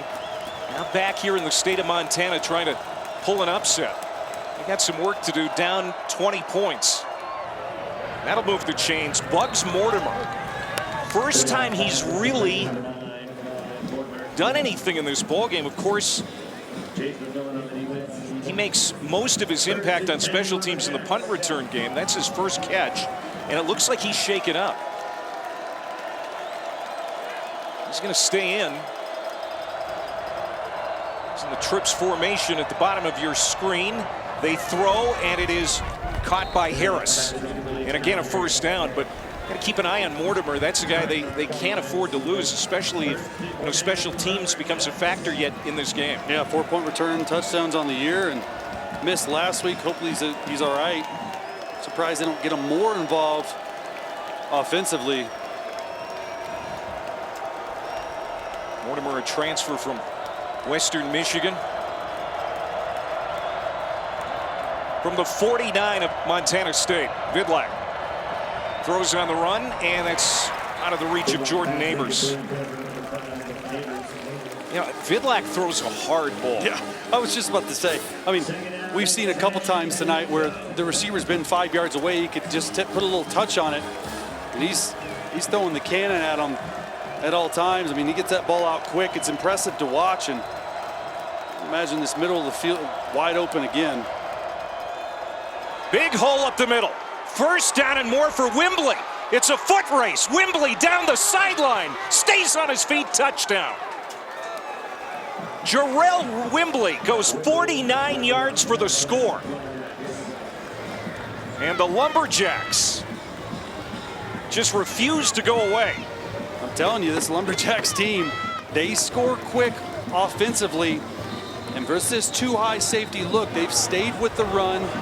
The ruling on the field of a touchdown is under further review. Oh, he steps out at the 6. And guess who? Caden Dowler. Yeah, running him forcing him to the sideline to step out. Dowler with his 6th interception in the first half. He is on a 5-game streak with an interception. And it looks like he just prevented a touchdown for Jarrell Wimbley. Just an effort play. You're in this too high safety look and could easily give up on that play. Man, if that doesn't encompass everything that it means to be a Montana State Bobcat, I don't know what does. Big Sky Defensive Player of the Year, Caden Dowler. I mean, the ball continues to find him.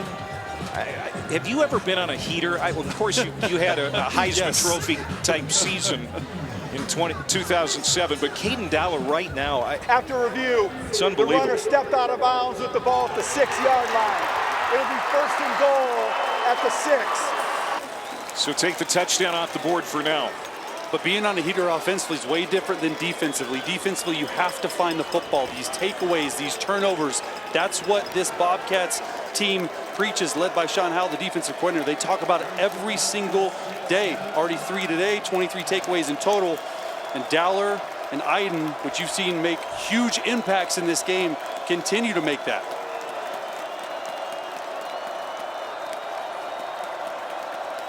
First and goal from the 6. Jenkins bouncing off tacklers, backing his way to the goal line. Touchdown. Lumberjacks get in. On the very next play, they say, we are here to stay. We'll see if they go for 1 or 2 here. Jalen Jenkins has been their back of choice in the red zone. Came into today with 4 touchdowns, his 2nd of the night. And they score on the very next play before the 4th quarter. I think we might have a wild one here, Clay, going into the 4th. Carlos Alvarado coming on for the extra point. Sophomore from Venezuela. How about it? Stephen F. Austin, the 7 seed. First FCS playoff appearance since 2021. Last time they made a national quarterfinal in 2009. They also came to the state of Montana and got blown out. But, you know, this team's showing a ton of fight, that red dirt mindset. Every time you think they're out of it, what do? They answer offensively. Now it's just going to come down to the defense. They have to somehow get a stop with Justin Lamson.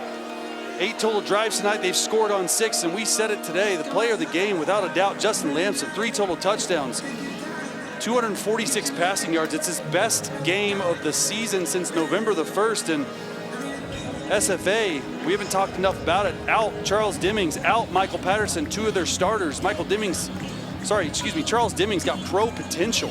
You have to rally the troops. You have to get a stop some way, somehow.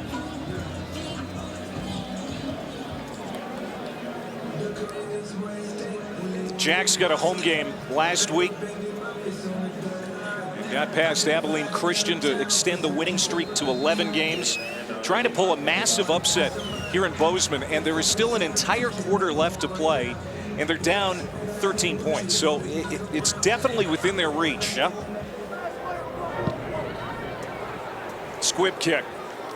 And again, Lencioni is going to take it. And again, he's going to get across the 30-yard line. He's been busy on kick return here tonight. The two longest win streaks that are active in the FCS right now: Montana State and Stephen F. Austin.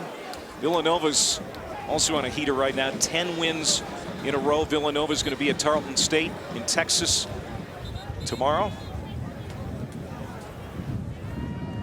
But you got to think, Montana State, they are the highest seed remaining. Yeah. And with North Dakota State out of the way, people are considering the Bobcats to be the favorite. I'm sure Montana would like to have something to say about Absolutely. that. Of course, South Dakota will meet the Grizz tomorrow in Missoula on ABC. Julius Davis stepping out of a tackle, moves to the middle of the field, gets loose, look out! Nobody's gonna get him. Julius Davis, the former Wisconsin Badger, loping into the end zone. There is a flag.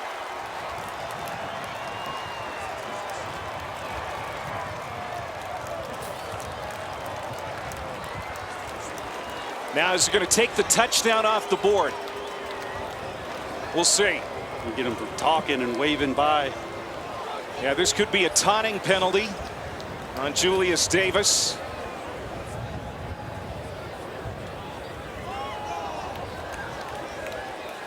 Right as the third quarter came to an end. Jerry? During the run, unsportsmanlike conduct, offense number 32. That 15-yard penalty being forced from the spot of the foul. Yep. It'll be first down, Montana State. Jerry, that'll be the end. Your of the thoughts third on quarter. this before we go to break? I mean, this is something that you can maybe educate the fan base on. Yeah, this is a good call by the Missouri Valley crew. It's a good pickup. The player just has to run into the end zone. He cannot taunt an opponent going into the end zone. So this will be enforced. I believe they're enforcing it from the 5. It should be from the 10. 15 yards. Take 6 points off. Yeah, good call. They're going to spot it at the 20, Jerry, and the touchdown comes off the board right at the end of the third quarter. Yeah, he's doing the Tyreek Hill, the cheetah piece in the fourth quarter, and just not what you want. You see him holding up the 4 sign right now. I mean, this could be a really big penalty. So it's a 2-score game heading to the 4th in the FCS quarterfinals in Bozeman. Brent Vigen not happy with his running back. Here was Stephen F. Austin head coach Colby Garth. Here was Stephen F. Austin head coach Colby Garth, coach. That touchdown comes up in the third quarter. On 2 scores right now. What do they need to do in the final 15? Well, we got to find a way to make up that 4 points, and I like our chances. I hate we just gave up that big run. We have shot ourselves in the foot all night with turnovers, dropping balls, and poor tackling. I mean, right there, we had stuffed their tail. They hadn't run the ball all night, and it's bad tackling there. You put them right down here on the goal line, so got to fix that. Make it a memorable fourth quarter. Thank you, Coach. Appreciate it. Axel. So we got an injury, and that was a 4-yard play there for Dowler, but that was a 64-yard run by Davis taken off the board. Brent Vigen, of course, knows his players emotional. We saw that go viral last week. Yeah, he's an emotional guy, and sometimes, you know, he means well, and they have a really good relationship, but sometimes you just got to settle in. There's no way you can taunt like that, and everyone, you know, saw what happened last week and another big time. It's going to be interesting to see if he sees the field again this game. 2nd down and 6. Montana State has been really good in the red zone tonight. Tight end in motion. They go back to the run game, and Jones, he has been super. And he gets to the end zone. Touchdown, Adam Jones. Man, has he been a star tonight. 3rd touchdown. Adam Jones with the hat trick. And this drive, Stephen F. Austin has tried to load the box up with a lot of guys to stop the run, but we saw on the really long run by Julius Davis in this touchdown run right here. When you load the box and you don't set the edge, you're able to get to the outside, and Jones is having a game of his life. And the Bobcats have quieted the Lumberjacks. That was a quick scoring drive, 3 plays, 69 yards. And even though the mistake by Davis, you know, they are able to get in the end zone because Jones is just having a beautiful night. Yeah, just losing leverage on the outside. See him set him up inside, really good vision and burst, and then finishes, says, hey, I'm gonna run you over, gets into the end zone. And the Bobcats with 41 points right now. The last 2 home Friday night playoff games last year in 2022, they scored over 50 points both. And watch 84, Dane Steele driving them to the sideline. Nice blocking. Just a masterpiece of a performance here. 9 drives, 7 of them tonight Montana State has scored on. Adam Jones, big year last year, Big Sky Freshman of the Year, runner-up for National Freshman of the Year in the FCS. And they're doing a lot of push-ups here tonight with 41 points on the board. We talked about 41 being a special number on this campus. Yeah. Of course, it's been 41 years since the Bobcats' last national championship. Could be fate. Yeah. Could be fate. 41. Scooped up inside the 5 by Richard Reese. They need a big play. Reese could give it to him. He's got speed. Trying to get to the outside. He is tracked down as they stretch him out toward the sideline. He's buried at the 23. So now Sam Vidlac and the Jacks have a lot of work to do. Former Montana Grizzly quarterback says he's not looking to prove anyone wrong. You know, the people in Syracuse, the people at Stanford who may have missed on giving him a better opportunity, the people in Missoula. He just wants to prove the coaches at Stephen F. Austin right. Yep. Well, here's an opportunity right now. Down 20 in the 4th quarter. Can he rally this team? Play fake, gets it to the outside, receiver screen to Mortimer. Obviously, he was shaken up earlier, but not too bad, and he picks up 6 there on 1st down. Vidlac has played really well tonight. The interception was a drop pass, and every time they've needed a score, he's delivered. Trying to go fast to save a little bit of time here. Down 20. 1st down. Spinning away. Good catch and run for Whalen. There's that South Lake Carroll speed, too, after the catch. All those guys that come out of that school are fast. Yeah, Clayton Whalen from my alma mater, South Lake Carroll. They got a big game coming up versus DeSoto. #1 team in the country, Clay, in high school. Clayton Whalen. Prep team in the country. Yes, sir. How about it? Trying to go wire to wire. Sophomore of South Lake, Texas, Clayton Whalen. Running it again, Jalen Jenkins, who's had a nice night. A couple of touchdowns. Only going to pick up 1 here. He's also from Dallas.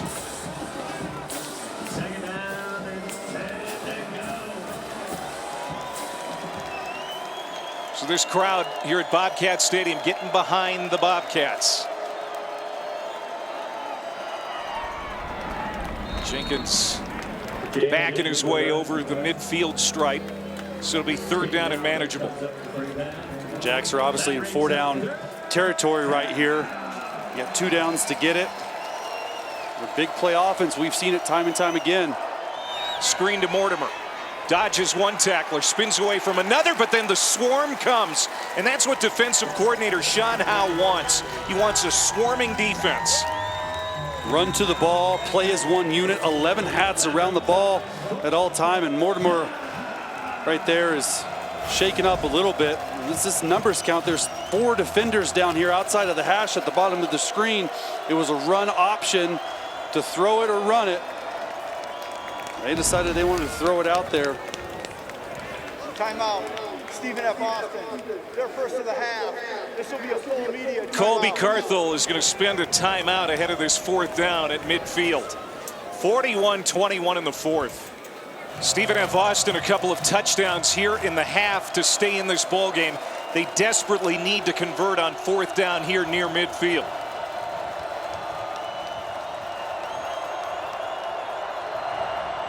Vidlac from the gun on 4th and 6. Down the sideline looking for Harris, and he had him, but he dropped him. Seth Johnson was there step for step, and there's a flag down. We got to check this flag. That was a beautifully thrown football. Personal foul, face mask, defense number 6. 15-yard penalty from the previous spot, automatic 1st down. Here's the break the Jacks were looking for. Yeah, you can't throw that ball any better. But Bryant Meredith pulls the face mask as they're going down the field. Here's the incompletion.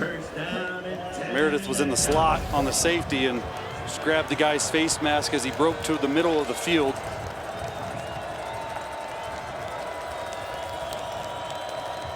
Ten penalties tonight, Clay, on Montana State. Not like them.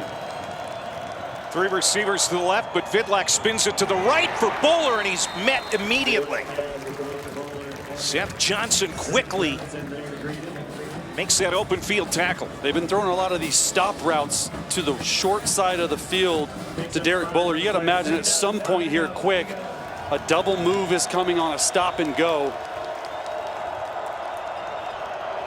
2nd down and 5. Vidlac going in the wrong direction, throws off his back foot, nobody home.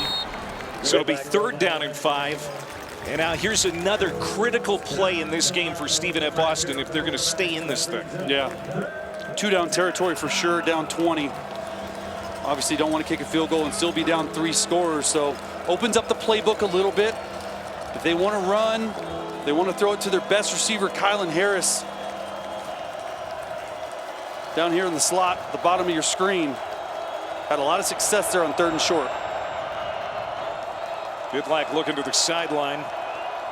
Let's see what offensive coordinator Chris Ross dials up. Jenkins in the backfield. And they're going to give it to him. There's a hole up the middle. Lowers his helmet and gets inside the 25. 1st down. Little draw play.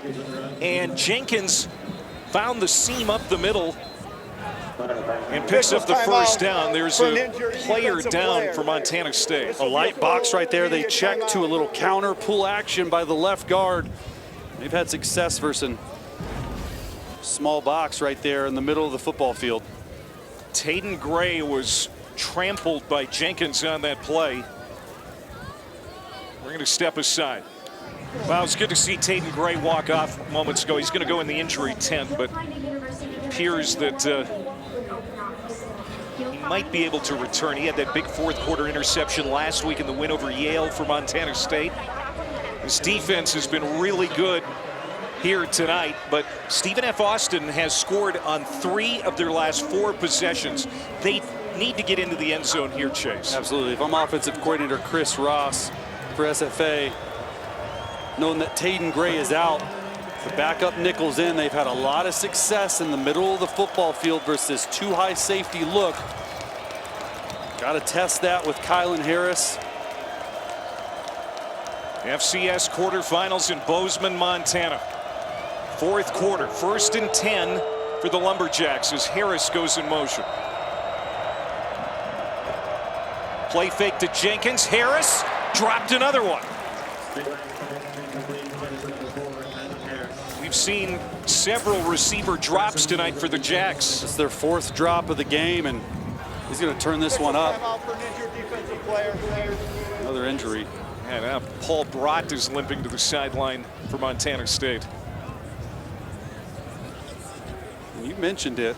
Sam Vidlac does throw a very tough ball to catch. I mean, it is right on the money, but that ball is... He puts some stank on it. Yeah, yes, he does. He puts some stank on it. You see Brott grimacing over there on the sideline. So here's a 2nd and 10. Just inside the 25-yard line. Eric Gray, the center, checking at the line. Jenkins trying to feel his way through a hole on the left side. It closes quickly. Louis Lakepa And Taylor there to combine on the stop. So no gain, so 3rd down and long for Stephen F. Austin. And again, settling for 3 on this drive doesn't feel like that's accomplishing much. No, take it down to 17, 3-possession game. The way their defense has been playing, 2-down territory. And I'm going to say it again, the middle of the football field. They've been attacking it all game long. See if they go back to it. Vidlick from a clean pocket, rips it off to Harris. He bobbled it, but somehow held on.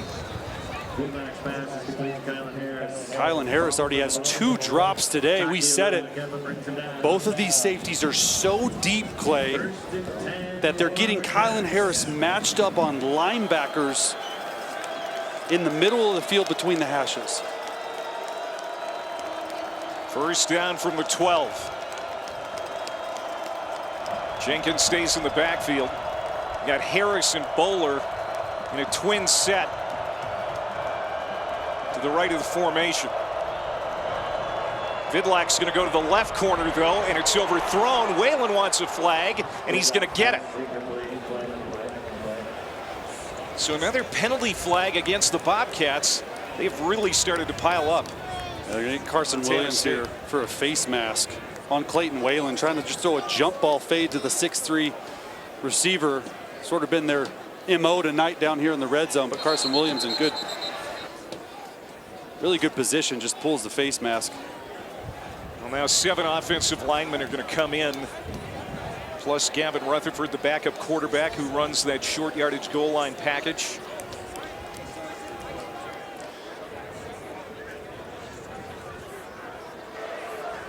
Pass interference, defense, number 9. Foul occurred in the end zone. Ball be placed at the 2-yard line. Automatic 1st down. 1st down, a goal to go from the 2. So here comes Rutherford and that Gata package for the Lumberjacks. Inside the 3-yard line. This is their goal line package. 7 offensive linemen. We already saw it here on the 4th down. We saw him earlier tonight needing just 2 yards, pick up 6. I mean, he really moved the pile. Let's see what number 12 can do here from the shotgun snap. Fakes the handoff, takes off, lowers his head, charging in, touchdown. 6'3", 210 quarterback. He's a specialist off the bench. How about the man from Katy, Texas? Yeah, just a big body guy. I mean, this is almost like cheating. You got 7 big offensive linemen. The Stephen F. Austin team just doesn't quit. I mean, it reminds me of all these Tim Tebow touchdowns when I was playing. He just literally willed his guy into the end zone. I mean, it's almost automatic from the 3-yard line in. Ruling on the field of a touchdown is under further review. Yeah, this was close. See if he didn't really reach the ball out. Was his knee down, perhaps, before he took the ball across the plane? Running quarterback counter. Hard to tell from that angle. Maybe this will tell us. It's a smart thing by not reaching the football out. Is his left? I don't know. That's a touchdown. That's a touchdown. His shins. I mean, should be pretty quick. Shouldn't have even stopped it. It's Jerry McGinn, our rules analyst. Well, you know, they're doing their due diligence, Jerry, right? Yeah, you've been on a lot. They are. You know, but every score is reviewed. And I really think they could have done an expedited review on this, because there's a great shot from the end zone that shows his knee is not down, his elbow is not down, and the ball crosses the goal line. So this should be confirmed. Jerry's about to go touchdown. 5 for 5 tonight here, Clay. He's on a heater. Talk about a heater. This Gavin Rutherford package has been quite a weapon in the red zone. They get what appears to be a touchdown here. And so now again, you know, 2 touchdown difference pending the extra point with 10:05 to go. After review, the ruling on the field of a touchdown is upheld. How about Colby Carthel's Lumberjacks from the piney woods of East Texas? He has established a really good culture there. Remember, he was a national champion head coach at Texas A&M Commerce back in 2017 at the Division II level. I mean, he has led championship runs before. Luis Perez is quarterback. Yeah. Hey. Alvarado coming on for the extra point. And he'll boot it through. So here we go again, a 13-point difference, still over 10 minutes to go in Bozeman, Montana. The FCS quarterfinals. Stephen F. Austin not going away. Well, Stephen F. Austin goes 12 plays, 77 yards in 4.5 minutes. Rutherford, specialist quarterback who comes in, goal line package, scores. Remember, 2 penalties on Montana State for 25 yards that led to 2 first downs that helped SFA keep that drive alive. So Montana State has picked up a lot of penalties here tonight. 11 for 95 yards against. Yeah, that's a lot. That's not like them. They're usually really disciplined and sort of what's kept SFA in the game. Jacob Hand kicks it through the back of the end zone. And so now Montana State will come out still leading by 13 points, but there's 10:05 to go. And you know, if you get a sudden change here, if Stephen F. Austin, I'm saying not just stop him, but can get a turnover, a takeaway, and do something with it, then all of a sudden this whole thing feels different. Still 10 minutes left in the game, down 13. A turnover, at the very least, a punt. You have to stop them and get a punt. They've scored on 7 of their 9 drives tonight offensively. It's been a great game for Adam Jones. He has 3 touchdowns, his first 3 touchdown game of the season. Jalen Mayo makes the tackle. Julius Davis has not been out on the field since that 60-yard run that was called back after he had that taunting penalty. You're starting to see these safeties from Stephen F. Austin creep up to try and stop this run. They've run 30 times for 165 yards. Montana State has. See if they take a shot over top these safeties. Justin Lamson chased out of the pocket, looking downfield. He's really good on his feet, and he just runs for the first down. Just the will and the power of Justin Lamson.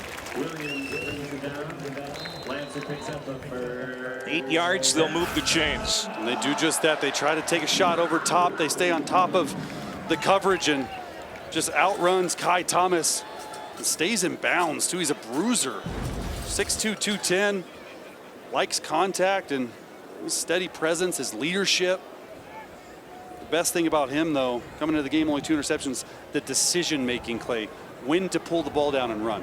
It's his 10th carry tonight as a rushing touchdown.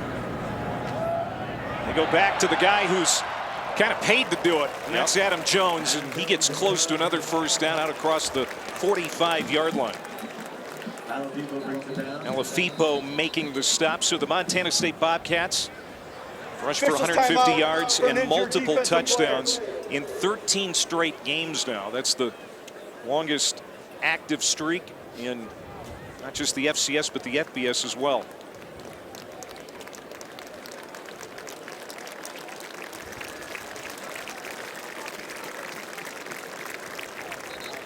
And Kai Thomas, the 6th-year senior from Elkhart, Texas, about an hour from the Stephen F. Austin campus, former steel wrestling champ, slow to get off the field. He's another big-time leader for SFA. They need him right now. It's crunch time. He's who encompasses East Texas tough. Talking to Coach, he is their guy, and they played in this 4-man front the whole game. Would love to see him switch it up, put 5 across that offensive line, try and switch up the look somehow. I mean, Montana State just having their way with this Stephen F. Austin defense right now. And in no hurry. Yeah, milk that clock. Bobcat offense here. And take the air out of the ball. 2nd down and 1. They work the play clock inside of 10. 3 receivers to the short side of the field. Lamson has time. Now he's going to tuck it and run again. And he is caught from behind, but it's a first down. Pickup of 3 for Lamson. And now the clock goes inside of 8 minutes. Yeah, once again, just a smart headsy play by the junior from El Dorado Hills, California. Lamson tries to take a shot down the field. They call a shot play. Says, hey, not open, rather than incomplete, stopping the clock. Let me run it here, get the first down, milk the clock some more. Headsy play right there by Justin Lamson. Lamson, the only quarterback in the FCS or the FBS to have at least 20 touchdown passes 10 rushing touchdowns and 2 or fewer interceptions coming into the night. He's thrown one here tonight. As we get a flag again. And another Bobcat penalty, we think. That looked like a false start down here. Been a lot of those tonight. And Mastel right there. Delay of game, defense, disconcerting signals. Second time that's it. happened. 5-yard penalty from the previous spot. Remains first down. That's the second time that's been called against the Lumberjacks. And they're clapping down there. Edward Bobineau, the guy saying, hey, I'm clapping. You can't do that. You don't see that penalty very often. 2 times in one game, too. Well, Julius Davis has made a return appearance to the field. Senior from Menominee Falls, Wisconsin.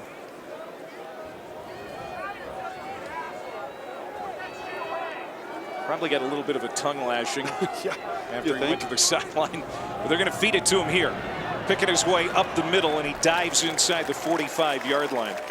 I mean, as a teammate of a guy that does something like that, you're on the sideline, what do you say to him? Yeah, hey, get your head in the game, right? Like you've made a couple mistakes.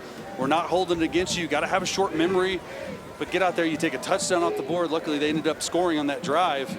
It's nice to see him back into the game, trying to will his team to victory. And you know, SFA defensively, the least you can do is allow a field goal here to make it a 16-point game. Still 2-possession game. You got to keep them out of the end zone.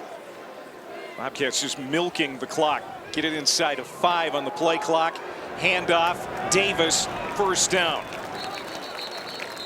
And remember, Stephen F. Austin, just 2 timeouts remaining as we approach the 6-minute mark. You know, we don't talk about offensive line very much when we're talking about it, but this Bobcats offensive line, we said coming into the game, they were going to be the key to this game. They averaged 234 rushing yards a game, which was 4th in the FCS. And this Jacks front 7, they're ranked number 3 in rushing defensively. And Montana State already at 191 yards rushing a game. They're having their way with this front 7.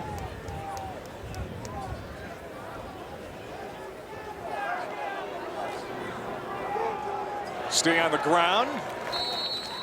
And that will gain 4 for Davis. It's a really big offensive line too, Chase. I mean, you know, for the FCS, the starters average 6'5", 300. That's big.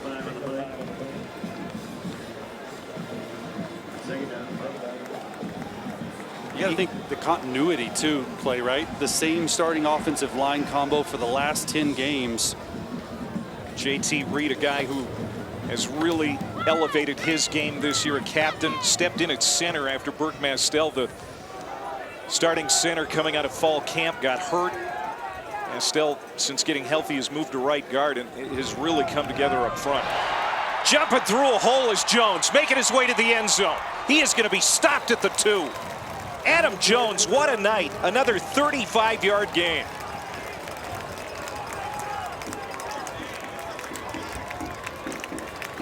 Adam Jones showing the 2-headed monster of Julius Davis and Jones. Jones already with 3 touchdowns tonight. We talked about that big offensive line and just they're having their way, just open in the hole. I mean, they're not trying to run around them. They're trying to run right through them.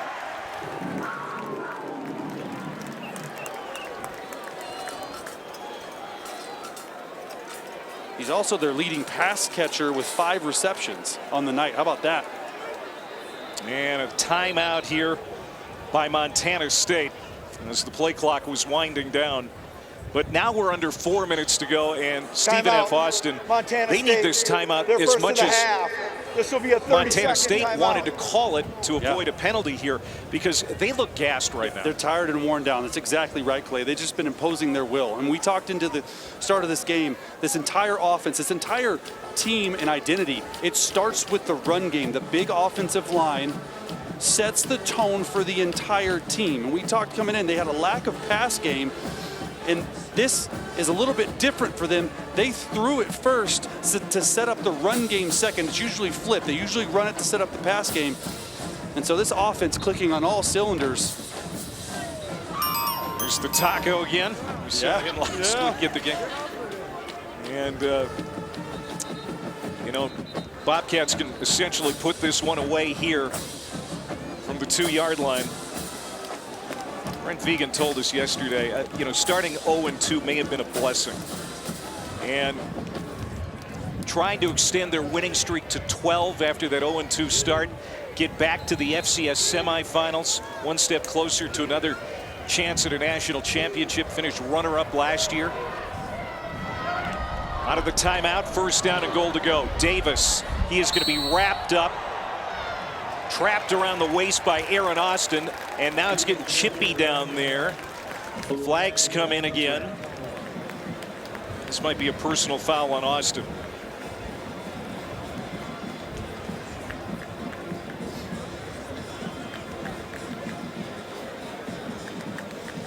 And this is the kind of thing we kind of saw at the end of the Yale Montana State game last week. Unnecessary roughness, defense. That penalty enforced half the distance to the goal line from the dead ball spot. Automatic first down. It's an emotional time of year. It's playoff time. I mean, lose, you go home. Just can't body slam them. Can't do WWE moves like that. Yep. That is illegal. Aaron Austin, who was Colorado Buffalo once upon a time, transferred back closer to home.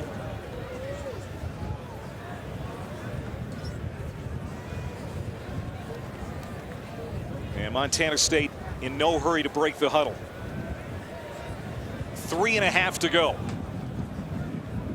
From under center, Justin Lamson. Push it ahead. Yeah, it's smart, actually. It's a 1-yard pickup. Yeah, stay out of the end zone. Keep the clock running. That's exactly right. I mean, trying to do this quarterback sneak, keep the clock running, keep your defense off the field. I don't even know if he was trying to score there. You said it earlier. Remember, a new starting quarterback after Tommy Mellott leaves. Enter Lamson, new offensive coordinator, new defensive coordinator, but the same results. As Montana State is so close to putting this one away in the quarterfinals. They have won their last 4 quarterfinal appearances going back to 2019 and ready to deliver the knockout blow here tonight.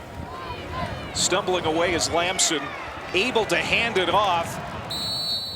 And the Jacks are going to hold their ground. Third down.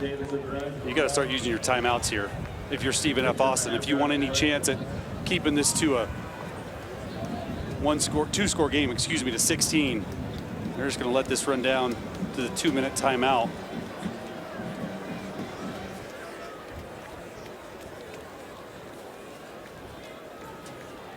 Here's Colby Carthel. What a year it's been for his Lumberjacks.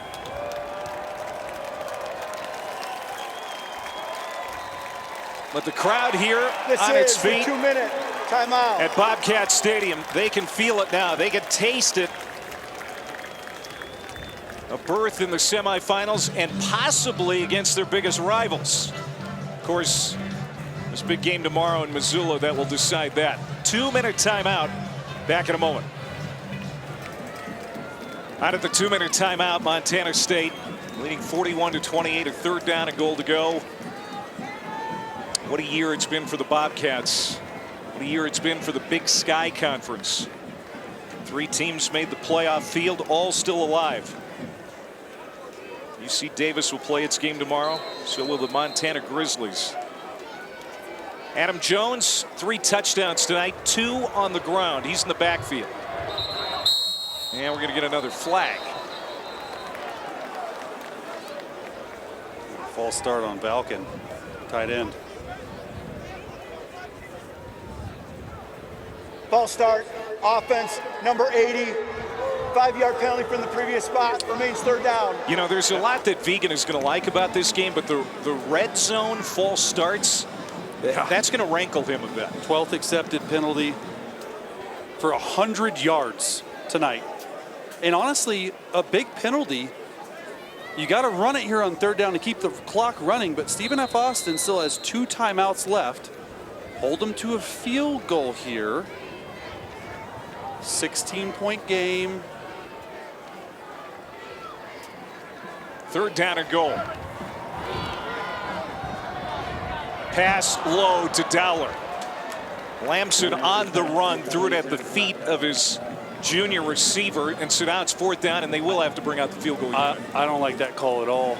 1:56 left. You take 4 seconds off the clock rather than having SFA burn their timeout. Now he's wide open, and you think that your quarterback, who's completed 20 of 25 balls up to that point, is going to make the easy throw. Clock stops, kick the field goal, potentially go up 16, get the ball back down only 2 scores. 23-yard attempt, and it's good. As Sandstead is 3 for 3 tonight, it's 44-28. 1:52 to go. Remember, Brent Vigen was not happy with the finish of the Yale game. It was a clunky finish. Weren't able to just ice that game away sooner and let Yale kind of creep back in the 4th quarter. I'm sure he's having some thoughts about that right now, even though it still seems pretty out of reach here for the Lumberjacks. Yeah, they have not finished like they know they can. Like you had mentioned, Vigen telling us is just the penalties, right? 12 for 100 yards. They make their hay by being the most disciplined team, playing good defense, offense, special teams, all 3 phases playing together. Just been a little sloppy in the penalty department.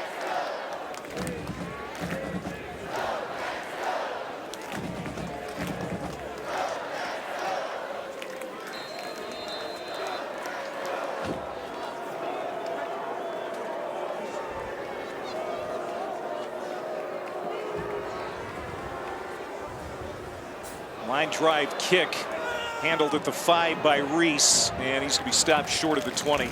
Adam Jones, 2 rushing touchdowns, 1 receiving. Sophomore captain. You don't see a lot of sophomore captains, but Adam Jones, 1,000-yard rusher last year, has had a big year this year, and he has helped dominate this game at times. Yeah, I mean, as a freshman, Big Sky Freshman of the Year, and even honorable mention on All Big Sky, and he's continuing his big day. Today, 3 total touchdowns, 114 rushing yards, 5 catches for 46 yards, over $150 and 3 total touchdowns. Getting heated up. Vidlak was able to get it away, but it's incomplete. He wanted Wayland. Hunter Parsons was right up in his face. And there's Adam Jones. 114 on the ground.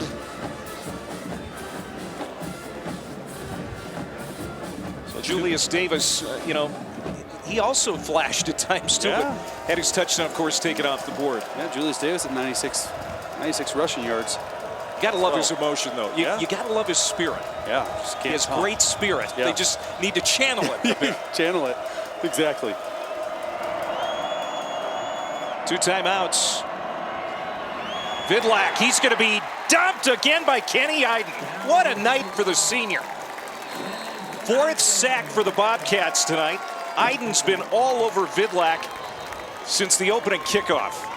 Yeah, Robert Keller, their starting left tackle, got sent to the bench, and Seth Martin came in, and they just continued all night long to leave Ken Iden one-on-one. And when you do that and you get to the quarterback as quickly as Iden does, that's why you get a 3-piece. 3 sacks. Their leader, their best pass rusher. Guy with a great motor, never gives up on plays. And look, Coach Cardell said, we said it. I didn't sleep much thinking about number 11, and he's ruined their day today. Forced 2 fumbles. Iden has definitely carried his weight here tonight. There's that Montana band. We haven't heard much from the Stephen F. Austin band since halftime.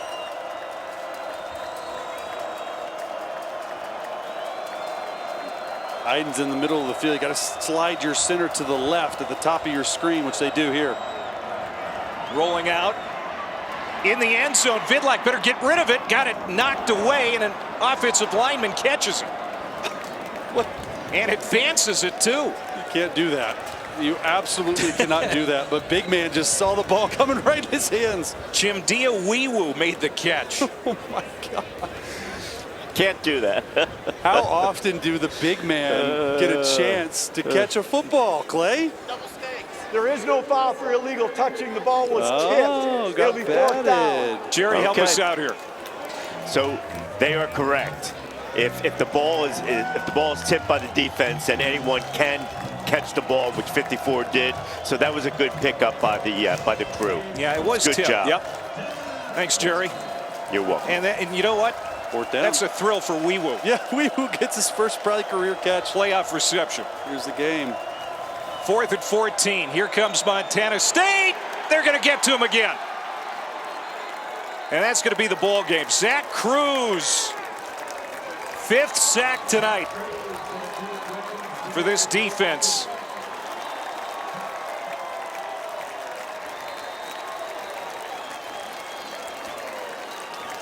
What a night for this crew. You hear the crowd clapping it up. And Game clock operator, please put 1 minute and 8 seconds on the game clock. It'll be first down, Montana State. 4 sacks from the left side. This was the only FCS quarterfinal tonight. We're going to have 3 more great ones tomorrow. Villanova and the 4-seed Tarleton State. You can see Tarleton 44 points per game. That is a terrific offense to watch. Montana at home against the Coyotes of South Dakota. That's going to be on ABC at 3:30 Eastern. And then Illinois State. Do they have more magic in them after knocking off the number 1 seed North Dakota State last week? Brent Vegan, a North Dakota State alum. He has lost to the Bison in the playoffs 3 times, twice in the national title game. They are out of the way now. They are 1 step closer to getting back to the national championship game. And we'll see who they end up playing next Saturday. Going to be a lot of eyes on the Grizz tomorrow, Saturday, 3:30 Eastern on ABC. The Brawl Part 2. Montana State winning the first one.